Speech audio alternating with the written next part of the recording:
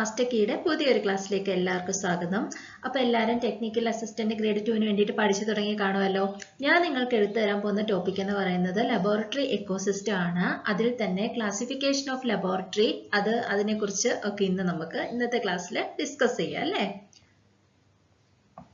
Okay, അപ്പൊ laboratory ecosystem of FSSAI അതിനെക്കുറിച്ച് നമ്മൾ സംസാരിക്കുന്നതിന് മുമ്പേ നമുക്ക് ജനറൽ ആയിട്ട് കുറച്ച് കാര്യങ്ങളെ കുറിച്ചൊന്ന് ഡിസ്കസ് ചെയ്യാം. എന്താണ് ഫുഡ് എന്ന് വെച്ച് കഴിഞ്ഞാൽ എന്താണ്? അതൊരു സബ്സ്റ്റൻസ് ആണ് അല്ലെ. ഓർഗാനിസം കൺസ്യൂം ചെയ്യാൻ വേണ്ടിയിട്ട് യൂസ് ചെയ്യുന്ന ഒരു സബ്സ്റ്റൻസ് ആണ് ഫുഡ് എന്ന് പറയുന്നത്. അത് കൺസ്യൂം ചെയ്യുന്നത് വഴി ആ ഒരു ഓർഗാനിസത്തിന് എന്തെല്ലാം കിട്ടുന്നു? ന്യൂട്രീഷണൽ ആയിട്ടുള്ള ബെനിഫിറ്റ്സ് കിട്ടുന്നു, അതുപോലെ തന്നെ എനർജി കിട്ടുന്നു, അവർക്ക് ഗ്രോത്ത് ചെയ്യാനുള്ള ഒരു പവർ അല്ലെങ്കിൽ അവരുടെ ആ ഒരു വളർച്ചയെ അത് പ്രൊമോട്ട് ചെയ്യുന്നു. അതുപോലെ തന്നെ എന്താണ്? മെയിൻറ്റെയിൻ ലൈഫ് കുറച്ചുകൂടെ മെയിൻറ്റെയിൻ ചെയ്യാനായിട്ട് സഹായിക്കുന്നു. അപ്പോൾ ഫുഡ് എന്തിനു വേണ്ടിയിട്ടാണ് കൺസ്യൂം ചെയ്യുന്നത്?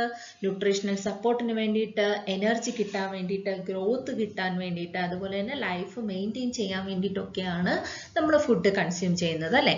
അപ്പം അങ്ങനെയുള്ള ഫുഡ് നമ്മൾ എന്ത് ചെയ്യണം? ടെസ്റ്റ് ചെയ്ത് നോക്കണം. കൺസ്യൂം ചെയ്യുന്നതിന് മുമ്പേ അത് സേഫ് ആണോ എന്ന് അറിയാൻ വേണ്ടിയിട്ട് ടെസ്റ്റ് ചെയ്യണം അല്ലേ. അതിനെയാണ് എന്തെന്ന് പറയുന്നത്? ഫുഡ് അനാലിസിസ് എന്ന് പറയുന്നത്. അപ്പോൾ ഫുഡ് അനാലിസിസ് വഴി എന്താണ് ചെയ്യുന്നത്? നമ്മൾ കഴിക്കുന്ന ഫുഡിന്റെ ക്യാരക്ടറൈസിനെ അല്ലെങ്കിൽ ക്യാരക്ടറിനെ, ആ ഫുഡിന്റെ ക്യാരക്ടറിനെ നമ്മൾ എക്സാമിൻ ചെയ്യുന്നു. ക്യാരക്ടർ ഇൻ ദ സെൻസ് എന്തൊക്കെ അതിൻ്റെ അകത്ത് വരും? ക്യാരക്ടറായിട്ട് പറയുകയാണെങ്കിൽ ഫുഡിന്റെ കെമിക്കൽ കോമ്പോസിഷൻ, അതുപോലെ തന്നെ സേഫ്റ്റി, അതിന്റെ ക്വാളിറ്റി, സെൻസറി ആട്രിബ്യൂട്ട്സ്, അതുപോലെ തന്നെ ന്യൂട്രീഷണൽ വാല്യൂ, ഇതെല്ലാം അസസ് ചെയ്ത് അല്ലെങ്കിൽ എക്സാമിൻ ചെയ്ത് ആ ഫുഡ് നമുക്ക് കഴിക്കാനായിട്ട് സേഫ് ആണോ എന്ന് നോക്കുന്നു. ആ ഒരു പ്രോസസ്സിനെയാണ് എന്തെന്ന് പറയുന്നത്? ഫുഡ് അനാലിസിസ് എന്ന് പറയുന്നത്. ഇനി ഫുഡ് അനാലിസിസ് ചെയ്യണമെങ്കിൽ നമ്മൾക്ക് എന്ത് അത്യാവശ്യമായിട്ടുണ്ട്? അപ്പൊ അങ്ങനെ ഫുഡിനെ നമ്മൾ ടെസ്റ്റ് ചെയ്യാൻ വേണ്ടി യൂസ് ചെയ്യുന്നതാണ് എന്തെന്ന് പറയുന്നത്? ഫുഡ് ടെസ്റ്റിംഗ് ലബോറട്ടറീസ് അല്ലെ. അപ്പൊ ഫുഡ് ടെസ്റ്റിംഗ് ലബോറട്ടറീസിന്റെ ഹെൽപ്പോട് കൂടിയിട്ടാണ് നമ്മൾ ഫുഡ് അനാലിസിസ് നടത്തുന്നത്. അപ്പോൾ ഫുഡ് ടെസ്റ്റിംഗ് ലബോറട്ടറി എന്താണ് ചെയ്യുന്നത്? Analysis of food and agro product അല്ലെ. ഫുഡിനെ അല്ലെങ്കിൽ അഗ്രോ പ്രോഡക്ട്സിനെ അത് അനലൈസ് ചെയ്യുന്നു. And assist the food industry commissioner for nutritional labelling, food safety evaluation, trace analysis and shelf life studies. അതുപോലെ തന്നെ ഫുഡ് ഇൻഡസ്ട്രീനെ അത് എങ്ങനെയൊക്കെ ഹെൽപ്പ് ചെയ്യുന്നു? ന്യൂട്രീഷണൽ ലേബലിംഗ് എന്ന് വെച്ചാൽ എന്താണ്? നമ്മളിപ്പോൾ ഒരു പാക്കറ്റ് ഓഫ് ഫുഡ് എടുക്കുകയാണെങ്കിൽ അതിന്റെ പുറകിൽ കാർബോഹൈഡ്രേറ്റ് ഇത്ര, ഷുഗർ ഇത്ര, അല്ലെങ്കിൽ ഫാറ്റ് ഇത്ര എന്നൊക്കെ ഇങ്ങനെ ലേബിൾ ചെയ്ത് വെച്ചിട്ടുണ്ടായിരിക്കുമല്ലോ. അതിനെയാണ് എന്തെന്ന് പറയുന്നത്? ഫുഡ് ന്യൂട്രീഷണൽ ലേബലിംഗ് എന്ന് പറയുന്നത്. അപ്പൊ അങ്ങനെ ലേബിൾ ചെയ്യണമെങ്കിൽ ആദ്യം എന്ത് കണ്ടെത്തണം? ആ ഫുഡിന്റെ അകത്ത് എന്തോരം കാർബോഹൈഡ്രേറ്റ് ഉണ്ടെന്ന് കണ്ടെത്തണം അല്ലെ, എന്തോരം ഫാറ്റ് ഉണ്ടെന്ന് കണ്ടെത്തണം. അപ്പൊ അതിന് വേണ്ടിയിട്ട് നമ്മൾ എന്ത് ചെയ്തേ പറ്റുള്ളൂ? ഫുഡ് അനലൈസ് ചെയ്തേ പറ്റത്തുള്ളൂ. അപ്പോൾ അങ്ങനെ ന്യൂട്രീഷണൽ ലേബലിങ്ങിന് ഹെൽപ്പ് ചെയ്യുന്നു. അതുപോലെ തന്നെ ഫുഡ് സേഫ്റ്റി ഇവാലുവേഷന് വേണ്ടിയിട്ട്, ആ ഫുഡ് സേഫ് ആണോ, കൺസ്യൂം ചെയ്യാൻ സേഫ് ആണോ എന്ന് അറിയാൻ വേണ്ടിയിട്ട് എന്ത് ചെയ്യുന്നു? ഫുഡ് ടെസ്റ്റ് ചെയ്യുന്നത് വഴി നമ്മളെ ഹെൽപ്പ് ചെയ്യുന്നു. അതുപോലെ തന്നെ പിന്നെ ട്രേസ് അനാലിസിസ്, എന്തെങ്കിലും ഒക്കെ ട്രേസ് ആയിട്ടുള്ള ഇപ്പൊ പെസ്റ്റിസൈഡ് റെസിഡ്യൂസ് അല്ലെങ്കിൽ ഹെവി മെറ്റൽസ് ഒക്കെ അതിൻ്റെ അകത്ത് പ്രസന്റ് ആണോ എന്നറിയാൻ വേണ്ടിയിട്ടൊക്കെ നമ്മൾ ഫുഡിനെ ടെസ്റ്റ് ചെയ്ത് നോക്കാറുണ്ട്. അതുപോലെ തന്നെ ഷെൽഫ് ലൈഫ് സ്റ്റഡി, ഒരു പ്രോഡക്റ്റ് ഉണ്ടാക്കി അത് എത്ര നാള്, ഇപ്പൊ നമ്മൾ ഓരോ പാക്കറ്റ് എടുക്കുമ്പോൾ ബെസ്റ്റ് ബിഫോർ ഇത്ര ദിവസം, അല്ലെങ്കിൽ ബെസ്റ്റ് ബിഫോർ 1 month, അല്ലെങ്കിൽ 18 months അങ്ങനെയൊക്കെ എഴുതാറില്ലേ. അപ്പൊ അതൊക്കെ കണ്ട് അതെങ്ങനെ എഴുതണമെങ്കിൽ എന്താണ്? അത്രയും നാൾ ആ ഫുഡിനെ കീപ്പ് ചെയ്ത് അത് ടെസ്റ്റ് ചെയ്യണമെങ്കിൽ മാത്രമല്ലേ എത്ര നാളാ നിൽക്കുക എന്നുള്ളതൊക്കെ നമുക്ക് മനസ്സിലാക്കാനായിട്ട് സാധിക്കുള്ളൂ. അപ്പൊ അങ്ങനെയൊക്കെ ചെയ്യുന്ന ആ ഒരു പ്രോസസ്സിനെ, ആ എല്ലാ പ്രോസസ്സും എവിടെയാണ് ചെയ്യുന്നത്? ഫുഡ് ടെസ്റ്റിംഗ് ലബോറട്ടറീസിലാണ് ചെയ്യുന്നത്. അപ്പൊ അതാണ് എന്തിനു വേണ്ടിയിട്ട്. അപ്പൊ ഫുഡ് എന്താണ്, പിന്നെ ഫുഡ് അനലൈസ് ചെയ്യുന്നത് എന്തിനു വേണ്ടിയിട്ടാണ്? ഇനി ഫുഡ് അനലൈസ് ചെയ്യുന്നത് എവിടെയാണ്? ഫുഡ് ടെസ്റ്റിംഗ് ലബോറട്ടറീസിലാണ്. അപ്പൊ ഇങ്ങനെയുള്ള ഫുഡ് ടെസ്റ്റിംഗ് ലബോറട്ടറീസ് അങ്ങനെ വെറുതെ നമുക്ക് മുക്കിനും മൂലയിലും ഒന്നും ഫുഡ് ടെസ്റ്റ് ചെയ്യാൻ വേണ്ടിയിട്ട് ലബോറട്ടറീസ് സ്ഥാപിക്കാനായിട്ട് പറ്റില്ല. അതിനെല്ലാം ഒരു ചിട്ടവട്ടങ്ങളുണ്ട് അല്ലെ. അപ്പൊ ഇനി ആ ചിട്ട, അല്ലെങ്കിൽ ആ ഒരു ലോ, എങ്ങനെയാണ് ഒരു ഫുഡ് ടെസ്റ്റിംഗ് ലബോറട്ടറി ഇംപ്ലിമെന്റ് ചെയ്യേണ്ടത്, അതിന് എന്തെല്ലാം വേണം എന്നുള്ള കാര്യങ്ങളൊക്കെ ആരാണ് ഡിസൈഡ് ചെയ്യുന്നത്? FSSAI ആണ് ഇതെല്ലാം ഡിസൈഡ് ചെയ്യുന്നത്. എങ്ങനെ വേണം ഒരു ഫുഡ് ടെസ്റ്റിംഗ് ലബോറട്ടറി എന്നുള്ള കാര്യങ്ങളൊക്കെ. അപ്പൊ നമ്മൾ FSSAI നെ കുറിച്ച് പറയുന്നതിന് മുമ്പേ FSSAI എന്തിന്റെ അണ്ടറിലാണെന്നുള്ള കാര്യം നമുക്ക് മനസ്സിലാക്കണമല്ലോ. അപ്പോൾ FSSAI എന്തിന്റെ അണ്ടറിലാണ് വരുന്നത്? FSS ആക്ട് 2006ന്റെ അണ്ടറിലാണ് FSSAI വരുന്നത്. അപ്പൊ എന്താണ് FSS ആക്ട് എന്ന് പറയുന്നത്? The food safety and standard act 2006. അപ്പൊ അവരാണ് ആരെ എസ്റ്റാബ്ലിഷ് ചെയ്തിട്ടുള്ളത്? FSSAI, food safety and standard authority of India. അവരെ എസ്റ്റാബ്ലിഷ് ചെയ്തിട്ടുള്ളത് ആരാണ്? FSS ആക്ട് 2006 ആണ്. അപ്പോൾ എന്തിനു വേണ്ടിയിട്ടാണ് ഇങ്ങനെ ഒരു അതോറിറ്റിനെ എസ്റ്റാബ്ലിഷ് ചെയ്തിട്ടുള്ളത്? കുറച്ച് ലോസ് പ്രൊവൈഡ് ചെയ്യാൻ വേണ്ടിയിട്ട്. Laws in the case of എന്തിന്റെയൊക്കെ കാര്യത്തിലാണ് ആ ലോസ് പ്രൊവൈഡ് ചെയ്യേണ്ടത്? എങ്ങനെയൊക്കെയാണ് ഒരു ഫുഡ് പ്രൊഡ്യൂസ് ചെയ്യുമ്പോൾ എന്തെല്ലാം സ്റ്റാൻഡേർഡിന്റെ അടിസ്ഥാനത്തിലാണ് ഒരു ഫുഡ് പ്രൊഡ്യൂസ് ചെയ്യേണ്ടത്, അതുപോലെ തന്നെ എങ്ങനെയാണ് ഇത് മാനുഫാക്ചർ ചെയ്യേണ്ടത്, സ്റ്റോർ ചെയ്യേണ്ടത്, ഡിസ്ട്രിബ്യൂട്ട് ചെയ്യേണ്ടത്, സെയിൽ ചെയ്യേണ്ടത്, പിന്നെ ഇമ്പോർട്ട് ചെയ്യുന്ന കേസസിൽ ഇമ്പോർട്ട് ചെയ്യുന്ന സബ്സ്റ്റൻസിന്റെ സേഫ്റ്റി ഉറപ്പാക്കാൻ വേണ്ടിയിട്ട്, അതുപോലെ തന്നെ ഒരു ഫുഡിന്റെ ഹോൾസംനെസ്, അതിന്റെ ഹോൾസംനെസ് ഇൻ കേസ് ഓഫ് അതിന്റെ പ്യൂരിറ്റിയിൽ, അതിന്റെ ന്യൂട്രീഷണൽ ക്വാളിറ്റിയിൽ, അല്ലെങ്കിൽ എല്ലാ വൈസും എല്ലാ കാര്യത്തിലും ഒരു പ്രത്യേകതരം സ്റ്റാൻഡേർഡ് കീപ്പ് ചെയ്യാൻ വേണ്ടിയിട്ട്, അല്ലെങ്കിൽ എങ്ങനെയൊക്കെ അത് പ്രിപ്പയർ ചെയ്യണം, എങ്ങനെയൊക്കെ അത് ഇമ്പോർട്ട് ചെയ്യണം, എക്സ്പോർട്ട് ചെയ്യണം, എങ്ങനെ അത് സ്റ്റോർ ചെയ്യണം എന്നുള്ള കാര്യങ്ങളെ കുറിച്ചൊക്കെ ഒരു മാനുഫാക്ചറിന് വ്യക്തമായിട്ടുള്ള ധാരണ കൊടുക്കുന്നത് ആരാണ്? FSSAI അതോറിറ്റിയാണ് അല്ലേ കൊടുക്കുന്നത് അല്ലേ? FSSAI ആണ് പ്രൊവൈഡ് ചെയ്യുന്നത്. അപ്പം FSSAI ആക്ട് പ്രകാരം അല്ലെങ്കിൽ ആ ഒരു അതോറിറ്റി എന്ന് പറയുന്നത് അതൊരു ഓട്ടോണോമസ് സ്റ്റാറ്റ്യൂട്ടറി ബോഡിയാണ്. FSSAI ആക്ടിന് കീഴിലുള്ള ഒരു അവരുടേതായിട്ടുള്ള രീതിയിലാണ് അവർ പ്രവർത്തിക്കുന്നതെങ്കിൽ പോലും അവർക്ക് ഗവൺമെന്റുമായിട്ട് ഒരു ആക്സസ് ഉണ്ട്. ചില കാര്യങ്ങളിൽ ഗവൺമെന്റിന്റെയും കൂടെ തീരുമാനം കണക്കാക്കിയിട്ടാണ് അവർ പ്രവർത്തിക്കാറുള്ളത്. അവരൊരു ഇൻഡിപെൻഡന്റ് ബോഡി ആണെങ്കിൽ കൂടിയും ഗവൺമെന്റിന്റെ ഇഷ്ടത്തിനും കൂടെ അനുസരിച്ചാണ് ചില കാര്യങ്ങളിൽ അവർ പ്രവർത്തിക്കാറുള്ളത്. അങ്ങനെ എന്ത് ചെയ്യുന്നു? എന്ത് എൻഷുർ ചെയ്യുന്നു? ഫുഡ് സേഫ്റ്റിയും പിന്നെ അതിന്റെ സ്റ്റാൻഡേർഡ്സും ഒക്കെ എൻഷുർ ചെയ്ത് നമുക്ക് ഫുഡ് സേഫ് ആയിട്ട് കൺസ്യൂം ചെയ്യാൻ വേണ്ടിയിട്ടുള്ള ഒരു ഉറപ്പ് തരുന്നു FSSAI. അപ്പൊ FSSAI നെ കുറിച്ചും FSS ആക്ടിനെ കുറിച്ചും ഒക്കെ എല്ലാവർക്കും മനസ്സിലായല്ലോ. അപ്പൊ ഇനിയും ഈ FSS ആക്ട് ലബോറട്ടറി എങ്ങനെയായിരിക്കണം, ലബോറട്ടറീസ് എങ്ങനെയൊക്കെ മെയിൻറ്റെയിൻ ചെയ്യണം, ലബോറട്ടറിയിൽ എന്തെല്ലാം ഫെസിലിറ്റീസ് ഉണ്ടായിരിക്കണം എന്നൊക്കെയുള്ള കുറച്ച് ലോസ് കൊടുത്തിട്ടുണ്ട്, അല്ലെങ്കിൽ കുറെ കാര്യങ്ങൾ ഡിസ്ക്രൈബ് ചെയ്തിട്ടുണ്ട്. അപ്പൊ അതൊക്കെയാണ് ഇനി നമ്മൾ നോക്കാൻ വേണ്ടിയിട്ട് പോകുന്നത് കേട്ടോ. അപ്പൊ ഞാൻ എന്താണ് പറഞ്ഞത്? FSSAI ആണ് ഒരു ഫുഡ് ലബോറട്ടറി എങ്ങനെയാണ് പ്രവർത്തിക്കേണ്ടതെന്നുള്ള കുറച്ച് മാനദണ്ഡങ്ങൾ വെച്ചിട്ടുണ്ട് അല്ലെ? അപ്പൊ FSSAI പ്രകാരം എങ്ങനെയായിരിക്കണം ഒരു ഫുഡ് ലബോറട്ടറി? അത് NABL അക്രഡിറ്റഡ് ആയിരിക്കണം. എന്ന് വെച്ചാൽ NABL അക്രഡിറ്റേഷൻ ഉള്ള ഒരു ഫുഡ് ലബോറട്ടറിയിൽ മാത്രമേ നമ്മൾ ഫുഡ് സാമ്പിൾ ടെസ്റ്റ് ചെയ്യാനായിട്ട് പാടുള്ളൂ. അപ്പൊ എന്താണ് NABL എന്ന് പറയുന്നത്? National accreditation board for testing and calibration laboratories. അതിനെയാണ് NABL എന്ന് പറയുന്നത്. അപ്പൊ അങ്ങനെ NABL അക്രഡിറ്റഡ് ആയിട്ടുള്ള ഫുഡ് ലബോറട്ടറിയിൽ മാത്രമേ ഫുഡ് ടെസ്റ്റ് ചെയ്യാന്നുള്ളത് എന്തിലാണ് സൂചിപ്പിച്ചിട്ടുള്ളത്? ഞാൻ പറഞ്ഞല്ലോ FSS ആക്ട് ഉണ്ടല്ലോ. FSS ആക്ട് 2006ന്റെ അണ്ടറിൽ വരുന്ന സെക്ഷൻ 43യിലാണ് എന്ത് പരാമർശിച്ചിട്ടുള്ളത്? ഇതുപോലെ ഫുഡ് ടെസ്റ്റ് ചെയ്യേണ്ട ലബോറട്ടറീസ് NABL അക്രഡിറ്റഡ് ആയിരിക്കണം എന്നുള്ളത്. അതുപോലെ തന്നെ എന്തോ FSSAI എന്ത് നിയമിച്ചിട്ടുണ്ട്? ഫോറിൻ ലബോറട്ടറീസിനെ നിയമിച്ചിട്ടുണ്ട് അല്ലെ? എന്തിനാണ് ഫോറിൻ ലബോറട്ടറീസിനെ നിയമിച്ചിട്ടുള്ളത്? നമ്മുടെ പോർട്ട് ഉണ്ടല്ലോ, തുറമുഖങ്ങളൊക്കെ, അവിടെ എക്സ്പോർട്ടിങ് അല്ലെങ്കിൽ ഇമ്പോർട്ടിങ്ങിന്റെ ഒക്കെ സമയത്ത് ഫുഡ് സാമ്പിൾസ് വരും. അവിടെ വെച്ച് തന്നെ ആ ഫുഡിന്റെ ക്വാളിറ്റിനെ ഉറപ്പുവരുത്തി അത് എക്സ്പോർട്ടിങ്ങിന് ഗുഡ് ക്വാളിറ്റി ആണോ അല്ലെങ്കിൽ ഇമ്പോർട്ട് ചെയ്യാൻ ഗുഡ് ആണോ എന്നുള്ളത് അവിടെ വെച്ച് തന്നെ നോക്കാൻ വേണ്ടിയിട്ടും ഈ ഒരു ടെസ്റ്റിങ്ങിന്റെ ടൈം പീരീഡ് കുറയ്ക്കാൻ വേണ്ടിയിട്ട് എത്രയും പെട്ടെന്ന് തന്നെ ക്ലിയർ ചെയ്ത് ഫുഡ് ഐറ്റംസിനെ ക്ലിയർ ചെയ്ത് വിടാനും വേണ്ടിയിട്ടൊക്കെയാണ് എന്ത് FSSAI ഫോറിൻ ലബോറട്ടറീസിനെ നിയമിച്ചിട്ടുള്ളത് അല്ലെ? ഇനി അടുത്ത എന്താണ്? FSSAI പ്രകാരം നോട്ടിഫൈഡ് ലബോറട്ടറീസ് എന്ന് വെച്ച് കഴിഞ്ഞാൽ എന്താണ്? National reference laboratory, ancillary national reference ലബോറട്ടറിയും കൂടെ ചേർത്തിട്ടാണ് എന്ത് നോട്ടിഫൈഡ് ലബോറട്ടറി എന്ന് പറയുന്നത് അല്ലെ? പിന്നെന്താണ്? FSSAI ഈ ലബോറട്ടറീസിനെ 3ആയിട്ട് ക്ലാസിഫൈ ചെയ്തിട്ടുണ്ട്. അപ്പൊ അത് ഏതൊക്കെയാണെന്നുള്ളത് നമുക്ക് നോക്കാം കേട്ടോ. FSSI ഫുഡ് ടെസ്റ്റിംഗ് ലബോറട്ടറീസിനെ മൂന്നായിട്ടാണ് ക്ലാസിഫൈ ചെയ്തിട്ടുള്ളത്. അപ്പൊ അത് ഏതൊക്കെയാണ്?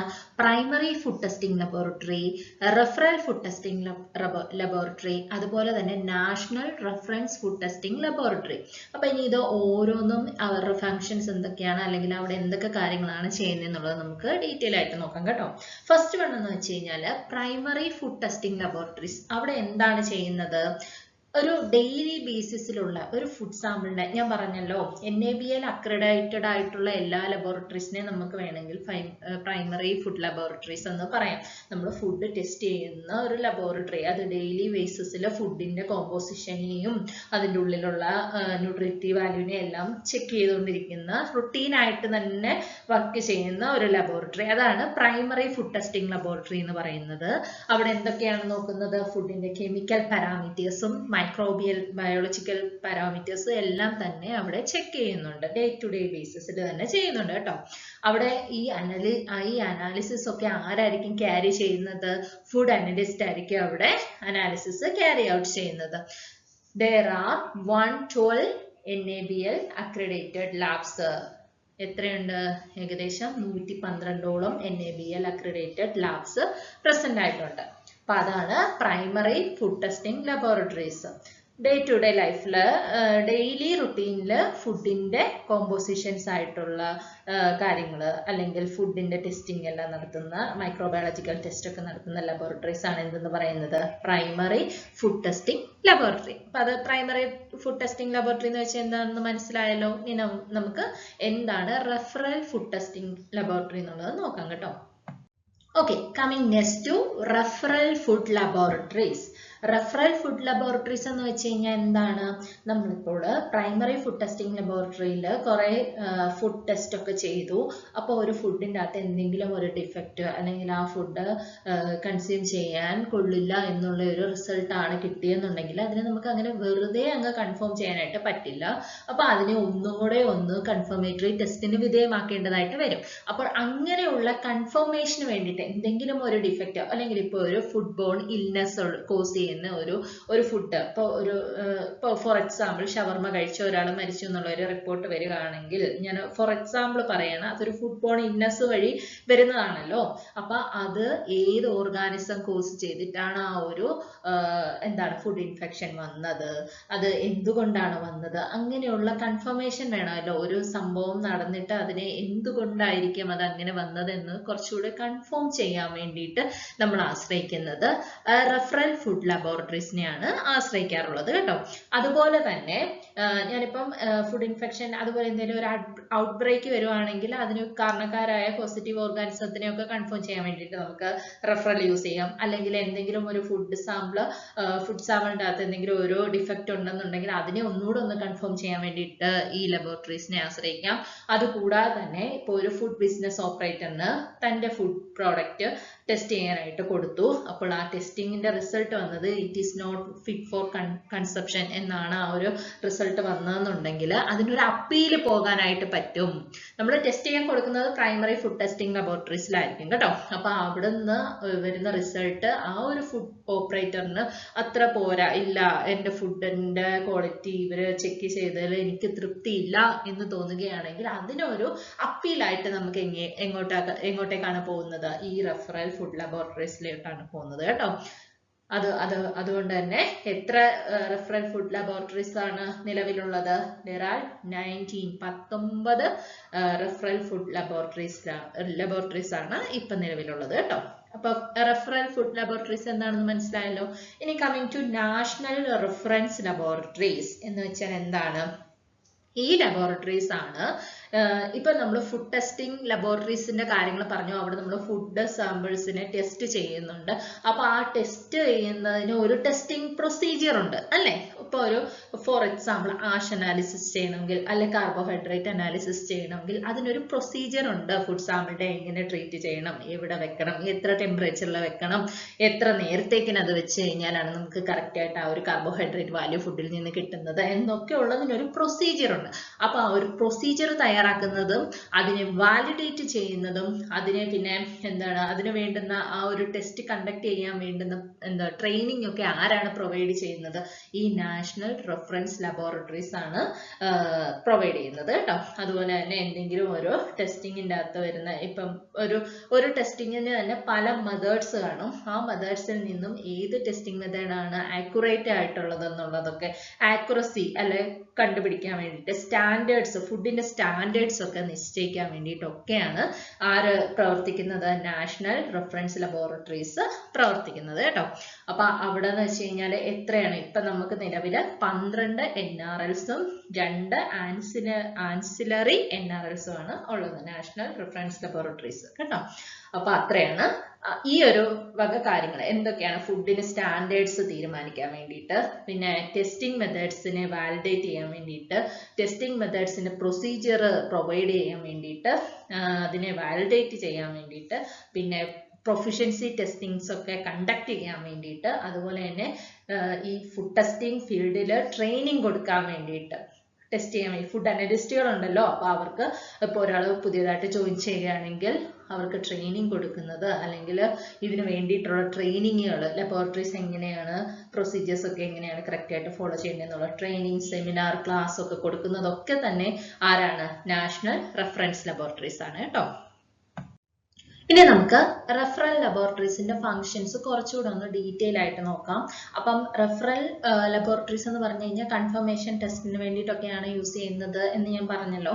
അപ്പൊ അവർ തന്നെ കുറച്ച് കാര്യങ്ങളും കൂടെ അവർക്ക് കുറച്ച് ഏറെ ഫങ്ഷൻസും കൂടെ ഉണ്ട്. അപ്പൊ ആ ഫങ്ഷൻസ് ഏതൊക്കെയാണെന്നുള്ളത് നമുക്ക് നോക്കാം. അപ്പൊ എന്തൊക്കെയാണ് അവരുടെ ഫങ്ഷൻസിൻ്റെ അകത്ത് വരുന്നത്? ഒരു ഓതറൈസ്ഡ് ആയിട്ടുള്ള പേഴ്സണൽ സെൻഡ് ചെയ്യുന്ന ഫുഡ് സാമ്പിളിനെ അതോറിറ്റി ഒരു എന്തെങ്കിലും ഒരു പ്രശ്നം വരുമ്പോഴാണല്ലോ റെഫറൽ ലബോറട്ടറിയിലേക്ക് ഫുഡ് സാമ്പിൾ എത്തുന്നത്. അപ്പൊ അതൊരു ഓതറൈസ്ഡ് ആയിട്ടുള്ള വ്യക്തി മുഖാന്തരമായിരിക്കും ആ ഒരു ഫുഡ് സാമ്പിൾ റെഫറൽ ലബോറട്ടറിയിലോട്ട് എത്തുന്നത്. നമ്മൾ ഫസ്റ്റ് പ്രൈമറി ഫുഡ് ടെസ്റ്റിംഗ് ലബോറട്ടറിയിൽ ഫുഡ് അനലിസ്റ്റ് ടെസ്റ്റ് ചെയ്തു. അതിന്റെ റിസൾട്ട് ആ ഫുഡ് അനലിസ്റ്റിന്റെ ഹയർ അതോറിറ്റിക്ക് കൈമാറി. അപ്പൊ അവരാണ് ആ ഹയർ അതോറിറ്റീസ് ആണ് എങ്ങോട്ട് റെക്കമെൻഡ് ചെയ്യുന്നത്? റെഫറൽ ഫുഡ് ലബോറട്ടറീസിലേക്ക് റെക്കമെൻഡ് ചെയ്യുന്നത്. അപ്പം ആ ഒരു അതോറിറ്റി കൊടുത്തു വിട്ടിട്ടുള്ള ആ ഒരു ഫുഡ് സാമ്പിളിനെ ടെസ്റ്റ് ചെയ്യുക, എന്നിട്ട് അതിന് വേണ്ടുന്ന സർട്ടിഫിക്കറ്റ്സ് ഒക്കെ പ്രൊവൈഡ് ചെയ്യുക. അത് ടെസ്റ്റ് ചെയ്ത് തിരിച്ച് അത് സർട്ടിഫൈ ചെയ്ത് അയക്കുക. ഇത് ഒന്നെങ്കിൽ ബാഡ് ആണെന്നുള്ള സർട്ടിഫൈ ചെയ്ത് അയക്കുക, അല്ലെങ്കിൽ ഗുഡ് ആണെന്നുണ്ടെങ്കിൽ അല്ല ഒരു ടെസ്റ്റിങ്ങിന് ബയാസ് ഉണ്ട്, അത് ഗുഡ് ആണെന്നുള്ള രീതിയിൽ അങ്ങനെ സർട്ടിഫൈ ചെയ്ത് തിരിച്ചയക്കുക. അതുപോലെ തന്നെ എന്താണ്? Fixation of standards of any food article. എല്ലാ ഫുഡ് ആർട്ടിക്കിളിന്റെയും സ്റ്റാൻഡേർഡ്സ് ഫിക്സ് ചെയ്യുന്നതും ഈ ഒരു റെഫറൽ ലബോറട്ടറി ആണ്. സ്റ്റാൻഡേർഡ്സ് നിങ്ങൾക്ക് മനസ്സിലാകാൻ വേണ്ടിയിട്ട് ഞാൻ പറയാം. സ്റ്റാൻഡേർഡ് ഇൻ ദ സെൻസ് എന്താണ്? ഇപ്പൊ ഞാൻ ഫോർ എക്സാമ്പിൾ മിൽക്കിനെ കുറിച്ച് പറയുകയാണെങ്കിൽ ടോൺഡ് മിൽക്ക് അല്ലെങ്കിൽ ഡബിൾ ടോൺഡ് മിൽക്കിന് ഒരു സ്റ്റാൻഡേർഡ് ഉണ്ട്. ടോൺഡ് മിൽക്കിന്റെ സ്റ്റാൻഡേർഡ് എന്ന് പറഞ്ഞു കഴിഞ്ഞാൽ അതിന്റെ ഫാറ്റ് എപ്പോഴും 3% തന്നെ ആയിരിക്കണം, SNF 8.5% ആയിരിക്കണം, അതുപോലെ തന്നെ അസിഡിറ്റി 0.14 ആയിരിക്കണം. ആ ഒരു സ്റ്റാൻഡേർഡ് അതിപ്പോ ഏത് പാക്കറ്റ് മിൽക്ക് എടുത്താലും അതിൽ ഈ ഒരു കറക്റ്റ് പ്രൊപ്പോസിഷൻ ഉണ്ടായിരിക്കണം. ഫാറ്റ് 3% ആയിരിക്കണം, SNF 8.5% ആയിരിക്കണം, അസിഡിറ്റി 0.14 ആയിരിക്കണം. അപ്പൊ അത് ആ ഒരു സ്റ്റാൻഡേർഡ് ഫിക്സ് ചെയ്യണമല്ലോ. ടോൺഡ് മിൽക്കിന് ഇതായിരിക്കും സ്റ്റാൻഡേർഡ്, ഡബിൾ ടോൺഡ് മിൽക്കിന് ഇതായിരിക്കും സ്റ്റാൻഡേർഡ്. അങ്ങനെ ഒരു സ്റ്റാൻഡേർഡ് ഫിക്സ് ചെയ്യുന്നതും ആരായിരിക്കും? ഈ റെഫറൽ ലബോറട്ടറീസ് ആയിരിക്കും കേട്ടോ. അതുപോലെ തന്നെ investigation of the purpose of അതാണ് ഞാനിപ്പോൾ പറഞ്ഞത്, സ്റ്റാൻഡേർഡ് ഫിക്സ് ചെയ്യുന്നു. അതുപോലെ തന്നെ collaborate with laboratories of food analyst in various state. പല സ്റ്റേറ്റിലുള്ള ഫുഡ് അനലിസ്റ്റുമായിട്ട് കൊളാബറേറ്റ് ചെയ്തിട്ട് എന്ത് ചെയ്യുന്നു? ഒരു സ്റ്റാൻഡേർഡൈസേഷൻ മെത്തേഡ്സിനെ കുറച്ചുകൂടെ ഒന്ന് പല സ്റ്റേറ്റിലുള്ള ഫുഡ് അനലിസ്റ്റുമായിട്ട് ഡിസ്കസ് ചെയ്തിട്ടായിരിക്കും ഈ ഒരു സ്റ്റാൻഡേർഡ് അവർ പ്രൊവൈഡ് ചെയ്യുന്നത് കേട്ടോ. പല മെത്തേഡ്സ് ഉണ്ടായിരിക്കുമല്ലോ ഓരോ ലബോറട്ടറിയിലും. ചിലപ്പോൾ അങ്ങനെയല്ല, ചിലപ്പം ഒരു സ്റ്റേറ്റിൽ ലബോറട്ടറീസ് ചെയ്യുന്ന മെത്തേഡ്സ് ആയിരിക്കണമെന്നില്ല വേറൊരു സ്റ്റേറ്റിൽ. അപ്പൊ അവർ ചെയ്യുന്നതും ഇവർ ചെയ്യുന്നതും കൂടെ ഒന്ന് കൊളാബറേറ്റ് ചെയ്തിട്ട് സ്റ്റാൻഡേർഡിനെ ഫിക്സ് ചെയ്യുന്നതും ആരാണ്? റെഫറൽ ലബോറട്ടറീസ് ആണ് കേട്ടോ. അതുപോലെ തന്നെ എന്താണ്? ഒരു ഫുഡ് ടെസ്റ്റിംഗ് ലബോറട്ടറിയിൽ എങ്ങനെയാണ് സാമ്പിൾ ചെയ്യേണ്ടത് അല്ലെങ്കിൽ ടെസ്റ്റ് ചെയ്യേണ്ടത്, ടെസ്റ്റിംഗ് മെത്തേഡ്സ് എങ്ങനെയാണ് ഹാൻഡിൽ ചെയ്യേണ്ടത് എന്നുള്ള കാര്യങ്ങളൊക്കെ ആരാണ് പറഞ്ഞു കൊടുക്കുന്നത്? ഈ റഫറൽ ലബോറട്ടറീസ് ആണ് പറഞ്ഞു കൊടുക്കുന്നത്. അപ്പൊ ഇതൊക്കെയാണ് ഇവരുടെ ഫങ്ഷൻസ് കേട്ടോ.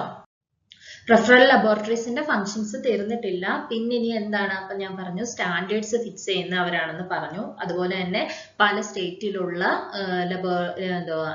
ഫുഡ് അനലിസ്റ്റുകളെ കൊളാബറേറ്റ് ചെയ്തിട്ട് ടെസ്റ്റിംഗ് സ്റ്റാൻഡേർഡൈസേഷൻ അനലൈസ് ചെയ്ത് അതിനൊരു ഫിക്സേഷൻ കൊടുക്കുന്നു, ഒരു മെത്തേഡ്സിന് ഒരു ഒതന്റിസിറ്റി കൊടുക്കുന്നു.